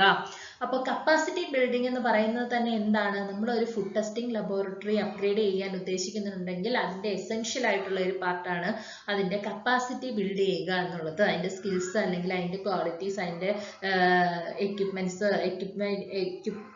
വൈസ്, അല്ലെങ്കിൽ അതിന്റെ ക്വാളിറ്റി വൈസ്, അല്ലെങ്കിൽ അതിന്റെ പേഴ്സണൽ വൈസ് ഉള്ള സ്കിൽസ് ഇംപ്രൂവ് ചെയ്യുക എന്നുള്ളത് മെയിൻ ആയിട്ടുള്ള ഒരു കാര്യമാണ്.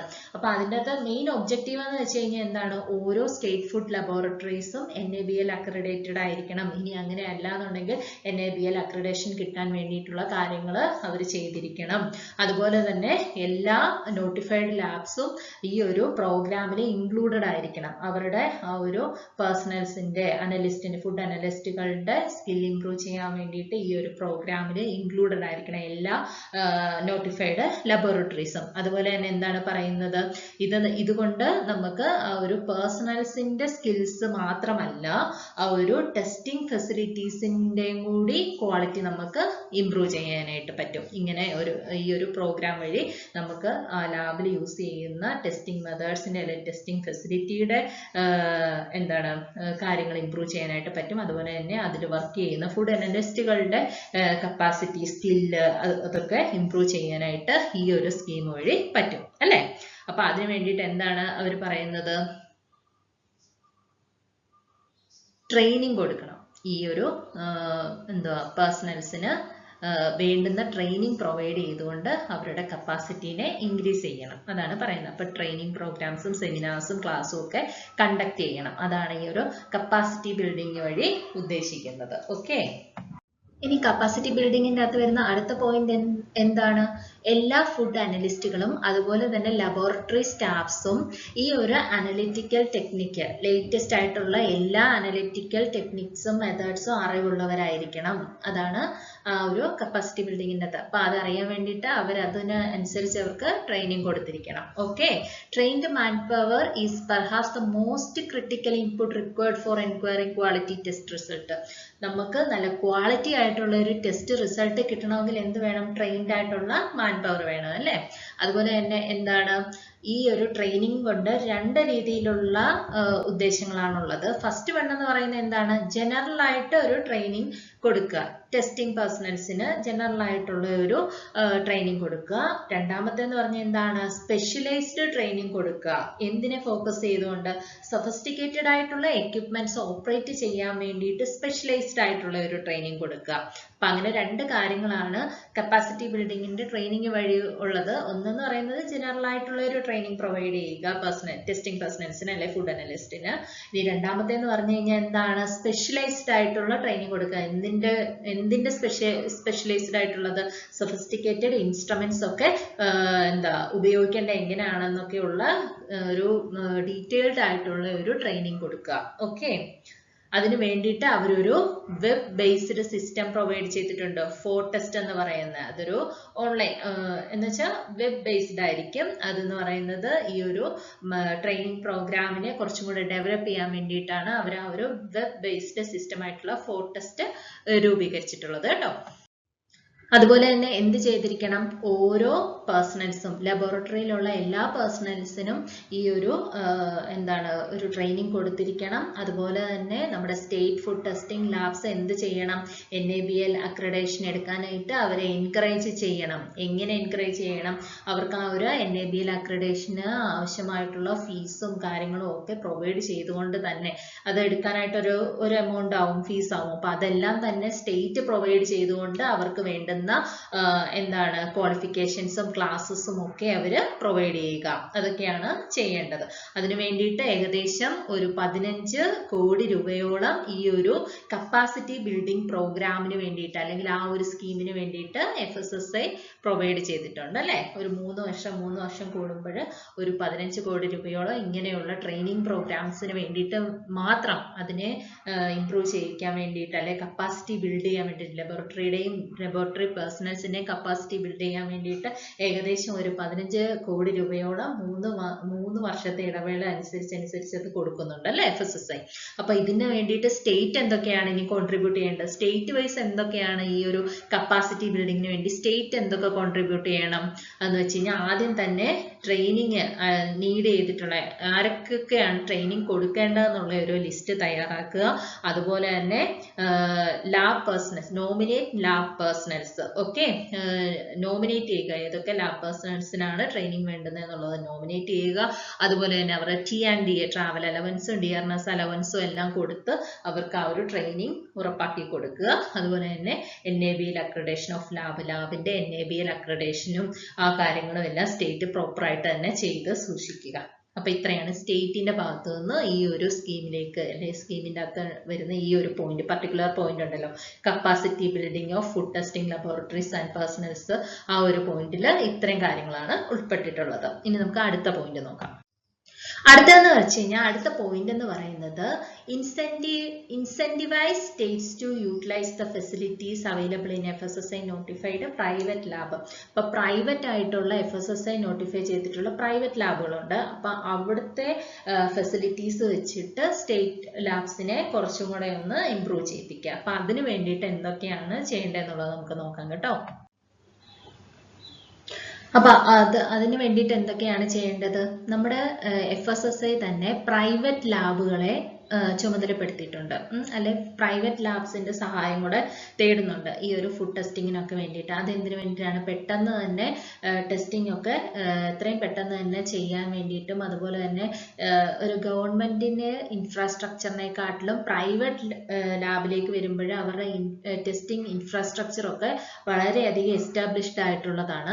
അപ്പൊ അത് കാരണം FSSAI എന്ത് ചെയ്തിട്ടുണ്ട്? നമ്മുടെ ഫുഡ് സേഫ്റ്റി സ്റ്റാൻഡേർഡ് റെഗുലേഷൻ 2011 അടിസ്ഥാനത്തിൽ എന്താണ് NABL അക്രഡിറ്റേഷനും കൊടുത്തിട്ടുണ്ട് നമ്മുടെ പ്രൈവറ്റ് സെക്ടറിലുള്ള ലാബ്സിന്. ഓക്കെ, അപ്പം ആ ഒരു പ്രൈവറ്റ് ലാബ് എന്ന് പറയുന്നത് ഓൾറെഡി NABL അക്രഡിറ്റഡും ആയിരിക്കും. അതുപോലെ തന്നെ അവരുടെ ഇൻഫ്രാസ്ട്രക്ചർ എന്ന് പറയുന്നത് ഒരു ഗവൺമെന്റ് ലാബിന്റെ ഇൻഫ്രാസ്ട്രക്ചറിനെക്കാട്ടിലും കൂടുതലായിരിക്കും. അപ്പൊ അത് കാരണം നമുക്ക് ആ ഒരു വളരെ വലിയ ഒരു ഇൻഫ്രാസ്ട്രക്ചർ യൂട്ടിലൈസ് ചെയ്തുകൊണ്ട് തന്നെ ആ ഒരു എന്താണ് ഈ ഫുഡ് ടെസ്റ്റിംഗ് എന്ന് പറയുന്ന ആ ഒരു എന്താ പറയുന്ന ഒരു ആക്ടിവിറ്റീനെ നമുക്ക് കുറച്ചും കൂടി എളുപ്പമാക്കാനായിട്ട് പറ്റും.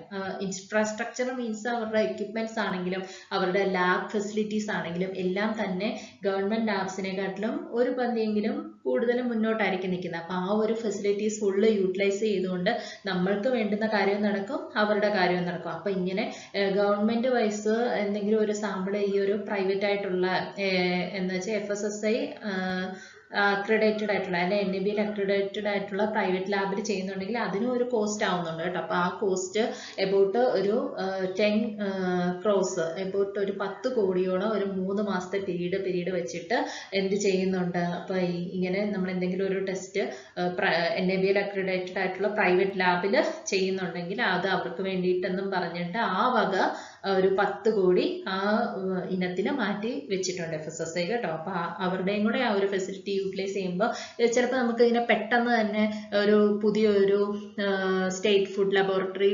കെട്ടിപ്പടുത്തുകൊണ്ട് വരാനായിട്ട് ഉള്ള ഒരു കാലതാമസം എടുക്കും, അല്ലെങ്കിൽ അതിനുള്ള സ്ഥലം കിട്ടിയെന്ന് വരത്തില്ല. അപ്പൊ എന്ത് ചെയ്യും? FSSAI ഓൾറെഡി അവിടെ ഒരു പ്രൈവറ്റ് ലാബ് ഉണ്ടെങ്കിൽ അതിനെ NABL അക്രഡിറ്റഡ് ആക്കിക്കൊണ്ട് അവിടെ ചെയ്യുന്ന ടെസ്റ്റുകൾക്ക് ഒരു തുക അവർക്ക് അങ്ങോട്ട് കൊടുത്തുകൊണ്ടും എന്ത് ചെയ്യുന്നു? നമ്മളുടെ കാര്യങ്ങൾ നടക്കാൻ വേണ്ടിയിട്ട് നമ്മുടെ ടെസ്റ്റിംഗ് മെത്തേഡ്സ് ഒക്കെ കണ്ടക്ട് ചെയ്യാൻ വേണ്ടിയിട്ട് അവരെ ആശ്രയിക്കാറുണ്ട് കേട്ടോ. അപ്പൊ അവരുടെ ആ ഒരു ഹൈ ക്വാളിറ്റി എക്യുപ്മെന്റ്സും ഒക്കെ തന്നെ നമ്മളുടെ ആവശ്യങ്ങൾക്ക് വേണ്ടിയിട്ട് ഒരു കോസ്റ്റ് അവർ പറയുന്ന ഒരു കോസ്റ്റ് അപ്ലൈ ചെയ്തുകൊണ്ട് അല്ലെങ്കിൽ കോസ്റ്റ് കൊടുത്തുകൊണ്ട് തന്നെ ചെയ്യുന്നുണ്ട്. ആ ഒരു ഇനത്തിലേക്ക് ഏകദേശം 10 കോടിയോളം FSSAI മാറ്റി വെച്ചിട്ടുണ്ട് കേട്ടോ. 3 വർഷം ഗ്യാപ്പ് ചെയ്തിട്ടാണ് ഈ ഒരു 10 കോടി വെച്ചിട്ട് അങ്ങനെ ഫുഡ് ടെസ്റ്റ് ചെയ്യാൻ വേണ്ടിയിട്ട് കൊടുക്കുന്നത്. ഓക്കെ, അപ്പൊ ഇങ്ങനെ ചെയ്യുമ്പോൾ നമ്മൾ പ്രൈവറ്റ് ആയിട്ടുള്ള ലാബിനെ ആശ്രയിച്ച് ഫുഡ് ടെസ്റ്റ് ചെയ്യുമ്പോൾ സ്റ്റേറ്റ് എന്തൊക്കെ കോൺട്രിബ്യൂഷൻസ് ആണ് നൽകേണ്ടതെന്നുള്ളത് നോക്കാം. ഫസ്റ്റ് തന്നെ ഒരു മേൽനോട്ടം, ഒരു നിരീക്ഷണം ഉണ്ടായിരിക്കണം. എന്തൊക്കെ ഫുഡ് ഐറ്റംസ് ആണ് കൊടുക്കേണ്ടത്, ഏതൊക്കെ സ്പെഷ്യലൈസ്ഡ് ഫുഡ് കാറ്റഗറീസ് ആണ് നമ്മൾ ഈ ഒരു പ്രൈവറ്റ് ലാബിലേക്ക് കൊടുക്കേണ്ടതെന്നുള്ളതിനെ കുറിച്ചൊരു ധാരണ ഉണ്ടായിരിക്കണം. അതുപോലെ തന്നെ അതിനാവുന്ന കോസ്റ്റിനെ കുറിച്ചൊരു ധാരണ ഉണ്ടായിരിക്കണം. അങ്ങനെ ഒരു പ്രൈവറ്റ് ലാബിൽ ടെസ്റ്റ് ചെയ്യുമ്പോൾ ഈ ഫുഡ് ടെസ്റ്റ് ചെയ്യാൻ വേണ്ടിയിട്ട് എന്തോരം കോസ്റ്റ് ആവും എന്നുള്ളതിനെ കുറിച്ചുള്ള ഫുൾ ഇൻഫർമേഷൻ എടുത്തു വെക്കണം. അതുപോലെ തന്നെ ഇപ്പൊ ചിലപ്പോൾ ഇമ്പോർട്ടൻ്റ് ആയിട്ട് ടെസ്റ്റ് ചെയ്ത് അയക്കേണ്ടതായിട്ടുള്ള ഒരു റിസൾട്ട് ഉണ്ടായിരിക്കും. ഒരു ഫുഡ് സാമ്പിൾ പെട്ടെന്ന് തന്നെ ടെസ്റ്റ് ചെയ്ത് അയക്കേണ്ടതായിട്ട് വരും. അങ്ങനെയുള്ള സമയത്ത് എത്രയും പെട്ടെന്ന് തന്നെ നമുക്ക് അതിനുള്ള ഫെസിലിറ്റി ഇല്ലാത്ത സ്റ്റേറ്റ് ഫുഡ് ലബോറട്ടറിയിൽ അതിനുള്ള ഫെസിലിറ്റീസോ എക്യുപ്മെന്റ്സോ ഇല്ലെന്ന് പറഞ്ഞുകൊണ്ട് അത് ഡിലേ ചെയ്യാനായിട്ട് നമുക്ക് പറ്റില്ല. അങ്ങനെയുള്ള എമർജൻസി ആയിട്ടുള്ള സിറ്റുവേഷനിലൊക്കെ നമുക്ക് ഈ ഒരു പ്രൈവറ്റ് ലാബ്സിനെ ആശ്രയിക്കേണ്ടതായിട്ട് വരും. അപ്പൊ അത് എങ്ങനെയുള്ള കാര്യങ്ങൾക്കാണ് ആ ഒരു എമർജൻസി സിറ്റുവേഷൻ വരുന്നത് എന്നുള്ളതിനെ കുറിച്ച് ഒരു ധാരണയാക്കി വെക്കുക സ്റ്റേറ്റ്. അതുപോലെ തന്നെ ഈ നമ്മൾ കൺസ്യൂം ചെയ്യുന്ന ഇപ്പൊ അരി അല്ലെങ്കിൽ ഗോതമ്പ് അങ്ങനെയുള്ള ബൾക്കായിട്ട് ഈ കൺസ്യൂം ചെയ്യുന്ന ഒരു ക്വാണ്ടിറ്റി ഉണ്ടല്ലോ, നമ്മളുടെ ഓരോ ഫുഡ് ഐറ്റംസ് ഇപ്പൊ പാൽ എത്രയായിരിക്കും ഒരു ക്വാണ്ടിറ്റി അറിയാമല്ലോ. അങ്ങനെ എന്താ വെച്ചാൽ അതിന്റെ ഒരു ഇമ്പോർട്ടൻസ്, ഫുഡ് എങ്ങനെയുള്ള ഫുഡാണ് പെട്ടെന്നായിട്ട് അർജന്റായിട്ട് നമുക്ക് ടെസ്റ്റ് ചെയ്യേണ്ടത് വരുന്നത്, കൂടുതൽ ആൾക്കാർ ഉപയോഗിക്കുന്ന ഫുഡ് ഐറ്റംസ് അല്ലേ. ഇപ്പൊ ഒരു ഔട്ട്ബ്രേക്ക് ഉണ്ടാവുകയാണെങ്കിലും കൂടുതൽ ആളിലേക്ക് എത്തുന്ന എങ്ങനെയായിരിക്കും? കോമൺ ആയിട്ട് ഒരു ഫുഡ് ആരെങ്കിലും ഉപയോഗിക്കുന്നുണ്ട്, ആ ഒരു കോമൺ ഫുഡിന് എന്തെങ്കിലും ഒരു ഇൻഫെക്ഷൻ വരുമ്പോൾ അത് എല്ലാവരെയും ബാധിക്കുമല്ലോ. അതുപോലെ അല്ലല്ലോ സെലക്റ്റീവ് ആയിട്ട് യൂസ് ചെയ്യുന്ന ഫുഡ് ഐറ്റംസ്. അപ്പം ഇങ്ങനെ കോമൺ ആയിട്ടുള്ള എന്തെങ്കിലും ഒരു ഫുഡ് ഐറ്റംസിന് എന്തെങ്കിലും ഒരു പ്രശ്നം വരുവാണെങ്കിൽ ഇതുപോലെ പെട്ടെന്ന് തന്നെ ടെസ്റ്റ് റിസൾട്ട് കിട്ടാൻ വേണ്ടിയിട്ട് പ്രൈവറ്റ് ലാബിനെ ആശ്രയിക്കാറുണ്ട്. അപ്പൊ സ്റ്റേറ്റ് അങ്ങനെയുള്ള സന്ദർഭങ്ങളിലും ഈ ഒരു പ്രൈവറ്റ് ലാബ്സിന്റെ ഫെസിലിറ്റീസ് ഉപയോഗിക്കാറുണ്ട്.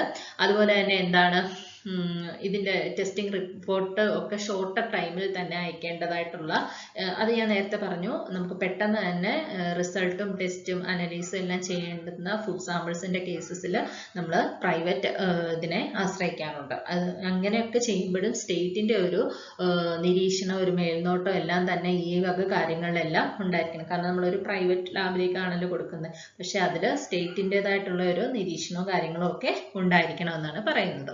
ഓക്കെ, ഇനി നമ്മുടെ ആ ഒരു സ്കീമിൽ വരുന്ന FSSAയുടെ സ്കീമിൽ വരുന്ന അടുത്ത പോയിന്റ് എന്ന് പറയുന്നത് school food and hygiene program ആണ്. അപ്പൊ ഇതുകൊണ്ട് ഈ ഒരു സ്കീം കൊണ്ട് എന്താണ് ഉദ്ദേശിക്കുന്നതെന്ന് വെച്ച് കഴിഞ്ഞാൽ establishing basic food testing facility in school. ഒരു ബേസിക് ആയിട്ടുള്ള ഫുഡ് ടെസ്റ്റിംഗ് ഫെസിലിറ്റി സ്കൂളിൽ തന്നെ പ്രൊവൈഡ് ചെയ്യുക, അതാണ് അതിന്റെ മെയിൻ ആയിട്ടുള്ള ഒബ്ജക്റ്റീവ് എന്ന് പറയുന്നത്. അത് എന്തിനു വേണ്ടിയിട്ടാണ്? For understanding FSSR food safety standard റെഗുലേഷനെ കുറിച്ചൊരു അണ്ടർസ്റ്റാൻഡിങ് കുട്ടികളിൽ ഉണ്ടാകാൻ വേണ്ടിയിട്ട്, അതുപോലെ തന്നെ ജനറൽ ഹൈജീനെ കുറിച്ചൊരു അണ്ടർസ്റ്റാൻഡിങ് ഉണ്ടാകാൻ വേണ്ടിയിട്ട്, പിന്നെ സേഫ്റ്റി പ്രാക്ടീസസ് എന്തൊക്കെയാണെന്നൊക്കെ മനസ്സിലാക്കാൻ വേണ്ടിയിട്ട് സ്കൂളിലും കോളേജിലും ഒക്കെ തന്നെ ഇങ്ങനെ ഒരു ഒരു പ്രോഗ്രാം നടത്തുന്നത് വഴി കുട്ടികൾക്ക് സേഫ് ആയിട്ടുള്ള ഹോൾസം ആയിട്ടുള്ള ഫുഡ് എങ്ങനെയാണ്, അതെങ്ങനെയാണെന്നുള്ള കാര്യങ്ങളെ കുറിച്ചൊക്കെ അവരുടെ ഉള്ളിൽ ഒരു ധാരണ ഉണ്ടാക്കാൻ വേണ്ടിയിട്ടാണ് ഈ ഒരു പ്രോഗ്രാം കൊണ്ട് ഉദ്ദേശിക്കുന്നത്. അതുപോലെ തന്നെ ഒരു സ്റ്റേറ്റ് ലെവൽ കോമ്പറ്റീഷനും ഇവർ ഓർഗനൈസ് ചെയ്യും. പല പല സ്കൂളുകൾ തമ്മിൽ എന്തിന്റെ അടിസ്ഥാനത്തിലായിരിക്കും ആ ഒരു competition? Personal hygiene, basics of food safety, അങ്ങനെയൊക്കെയുള്ള അല്ലെങ്കിൽ quick test for detection of food adulteration, test ചെയ്യാനുള്ള ക്വിക്ക് ടെസ്റ്റ് ഒക്കെ ഉണ്ടല്ലോ. അപ്പൊ അങ്ങനെയുള്ള കാര്യങ്ങളെ കുറിച്ചുള്ള ഒരു സ്റ്റേറ്റ് ലെവൽ കോമ്പറ്റീഷൻ ഈ സ്കൂളുകളുടെ അല്ലെങ്കിൽ കോളേജുകളുടെ ഇടയിൽ തന്നെ നടത്തുന്നു. അപ്പൊ അതിൽ നിന്ന് എന്ത് മനസ്സിലാക്കാൻ പറ്റും? ആ കുട്ടികൾക്ക് അല്ലെങ്കിൽ കുട്ടികൾക്ക് എന്തോരം ഇതിനെക്കുറിച്ചൊക്കെ അറിവുണ്ട് എന്നുള്ള കാര്യം നമുക്ക് മനസ്സിലാക്കാനായിട്ട് പറ്റും അല്ലെ. ഇങ്ങനെ ഈ ഒരു കോമ്പറ്റീഷനിൽ വിജയിച്ചിട്ടുള്ള സ്കൂളുകളെയാണ് പിന്നീട് ഒരു സപ്പോർട്ടിന് വേണ്ടിയിട്ട് നമ്മൾ ആശ്രയിക്കുന്നത്. അപ്പൊ അങ്ങനെ ആ ഒരു കോമ്പറ്റീഷന് വിന്ന് ചെയ്യുന്ന കുട്ടികൾ എന്ന് പറയുമ്പോൾ അവർക്ക് ആ ഒരു ഫുഡ് സേഫ്റ്റിനെ കുറിച്ച് അല്ലെങ്കിൽ ഫുഡ് എങ്ങനെ ആയിരിക്കണം എന്നുള്ളതിനെ കുറിച്ച് ഒരു നല്ല ധാരണയുള്ള കുട്ടികളായിരിക്കുമല്ലോ ആ ഒരു കോമ്പറ്റീഷനിൽ വിന്ന് ചെയ്യുന്നത്. അപ്പൊ അവർക്ക് അത്രത്തോളം അതിന്റെ ഒരു ബേസിക്സ് കിട്ടിയെന്ന് ഉറപ്പാക്കാനായിട്ട് പറ്റും. അപ്പൊ അവർക്ക് കുറച്ചും കൂടെ FSSAയിനെ സപ്പോർട്ട് ചെയ്യാനായിട്ട് പറ്റും ഇങ്ങനെയുള്ള ഫുഡ് സേഫ്റ്റി പരമായിട്ടുള്ള കാര്യങ്ങളിൽ. അപ്പൊ ഇതിനു വേണ്ടിയിട്ട് ഏകദേശം ഒരു 500 സ്കൂൾ അല്ലെങ്കിൽ കോളേജിനെയാണ് ഫസ്റ്റ് ലെവൽ, ഞാൻ പറഞ്ഞല്ലോ ഫസ്റ്റ് ലെവൽ എന്ന് പറയുമ്പോൾ ആദ്യത്തെ ഘട്ടത്തിൽ ഒരു 500 സ്കൂൾ അല്ലെങ്കിൽ കോളേജിലാണ് ഈ തരത്തിലുള്ള ഫെസിലിറ്റീസിനെ കുറിച്ചുള്ള അവയർനെസ്സും ഇതും പ്രോഗ്രാമും കോമ്പറ്റീഷനും ഒക്കെ നടത്തുന്നത്. അതിനു വേണ്ടിയിട്ട് ഒരു 3 ലക്ഷം രൂപയോളമാണ് FSSAI കോൺട്രിബ്യൂട്ട് ചെയ്തിട്ടുള്ളത്. അതുപോലെ തന്നെ സെക്കൻഡ് ലെവലിലേക്ക് വരുമ്പോഴത്തേക്കിന് ഏകദേശം 1000 സ്കൂൾ അല്ലെങ്കിൽ കോളേജിലേക്ക് ഈ ഒരു ഫെസിലിറ്റി എസ്റ്റാബ്ലിഷ് ചെയ്യാൻ വേണ്ടുന്ന കാര്യങ്ങൾ അവർ ചെയ്യും. അതിനു വേണ്ടിയിട്ട് 1 ലക്ഷം രൂപ ആണ് 3 വർഷം കൂടുമ്പോൾ കൊടുക്കാനായിട്ട് ഉദ്ദേശിക്കുന്നത്. ഓക്കെ, അപ്പൊ അത്രയാണ് ഈ ഒരു സ്കൂൾ ആൻഡ് ഹൈജീൻ പ്രോഗ്രാം കൊണ്ട് ഉദ്ദേശിക്കുന്നത്. എന്താണ് മെയിൻ ആയിട്ട് ഫുഡ് സേഫ്റ്റിനെ കുറിച്ച്, പേഴ്സണൽ ഹൈജീനെ കുറിച്ച് ഒക്കെയുള്ള ഒരു ബേസിക് കൺസെപ്റ്റ് കുട്ടികളിൽ വളർത്തിയെടുക്കുക, അല്ലെങ്കിൽ എങ്ങനെയാണ് അഡൾട്രേഷൻ ഒക്കെ ടെസ്റ്റ് ചെയ്യുന്നതെന്നുള്ളതൊക്കെ കുഞ്ഞിലെ തന്നെ അവർക്ക് അവരുടെ കരിക്കുലത്തിനോട് ചേർത്ത് തന്നെ അതൊക്കെ പഠിപ്പിച്ചെടുക്കുക.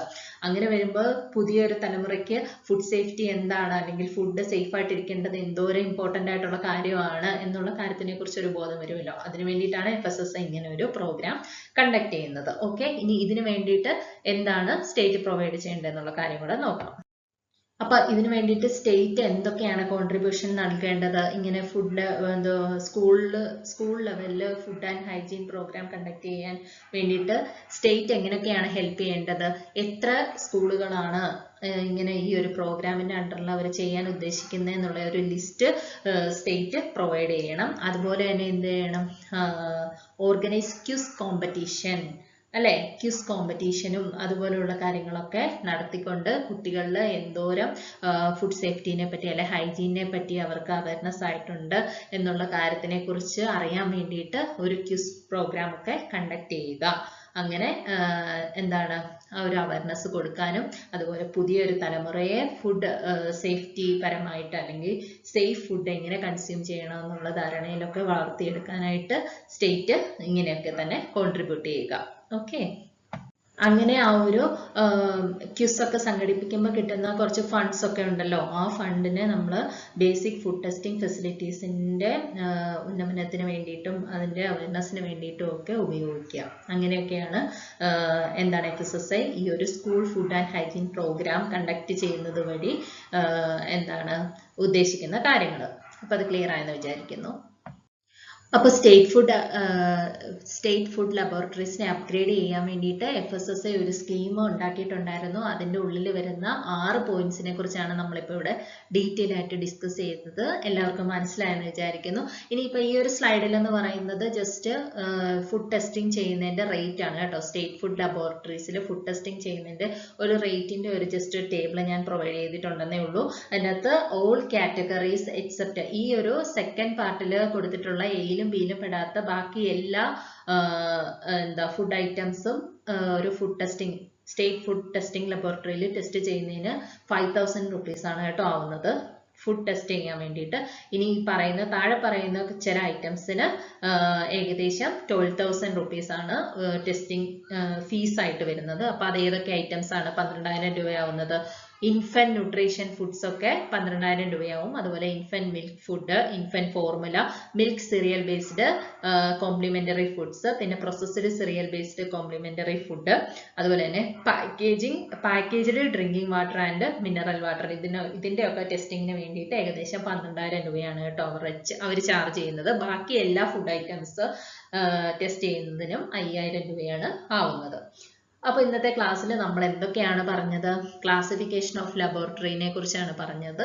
അത് പ്രൈമറി, പിന്നെ റെഫറൽ, നാഷണൽ റെഫറൻസ് ലബോറട്ടറി, അങ്ങനെ 3ആയിട്ട് തിരിച്ചിട്ടുണ്ട്. അതുകൂടാതെ തന്നെ സ്റ്റേറ്റ് ഫുഡ് ലബോറട്ടറീസ് എന്താണ്, അതിൻ്റെ ഉന്നമനത്തിന് വേണ്ടിയിട്ട് അല്ലെങ്കിൽ അത് കുറച്ചുകൂടെ ഇംപ്രൂവ് ചെയ്യാൻ വേണ്ടിയിട്ട് FSSAI എന്തൊക്കെ ഒരു സ്കീം കൊണ്ടുവന്നിട്ടുണ്ട്, അതിൻ്റെ അണ്ടറിൽ എന്തൊക്കെ ഇനിഷ്യേറ്റീവാണ് എടുത്തത് എന്നുള്ളതിനെ കുറിച്ചുള്ള ഡീറ്റെയിൽ ആയിട്ടുള്ള നോട്ടാണ് കേട്ടോ. അപ്പോൾ ഇന്നത്തെ ക്ലാസ്സിൽ ഞാൻ പറഞ്ഞത് എല്ലാവർക്കും മനസ്സിലായെന്ന് വിചാരിക്കുന്നു. എല്ലാവരും ഒന്നുകൂടെ ഒന്ന് റിവൈസ് ചെയ്ത് നോക്കുക. അപ്പം ക്ലാസ് എല്ലാവർക്കും ഇഷ്ടപ്പെട്ടെന്ന് വിചാരിക്കുന്നു. Thank you so much.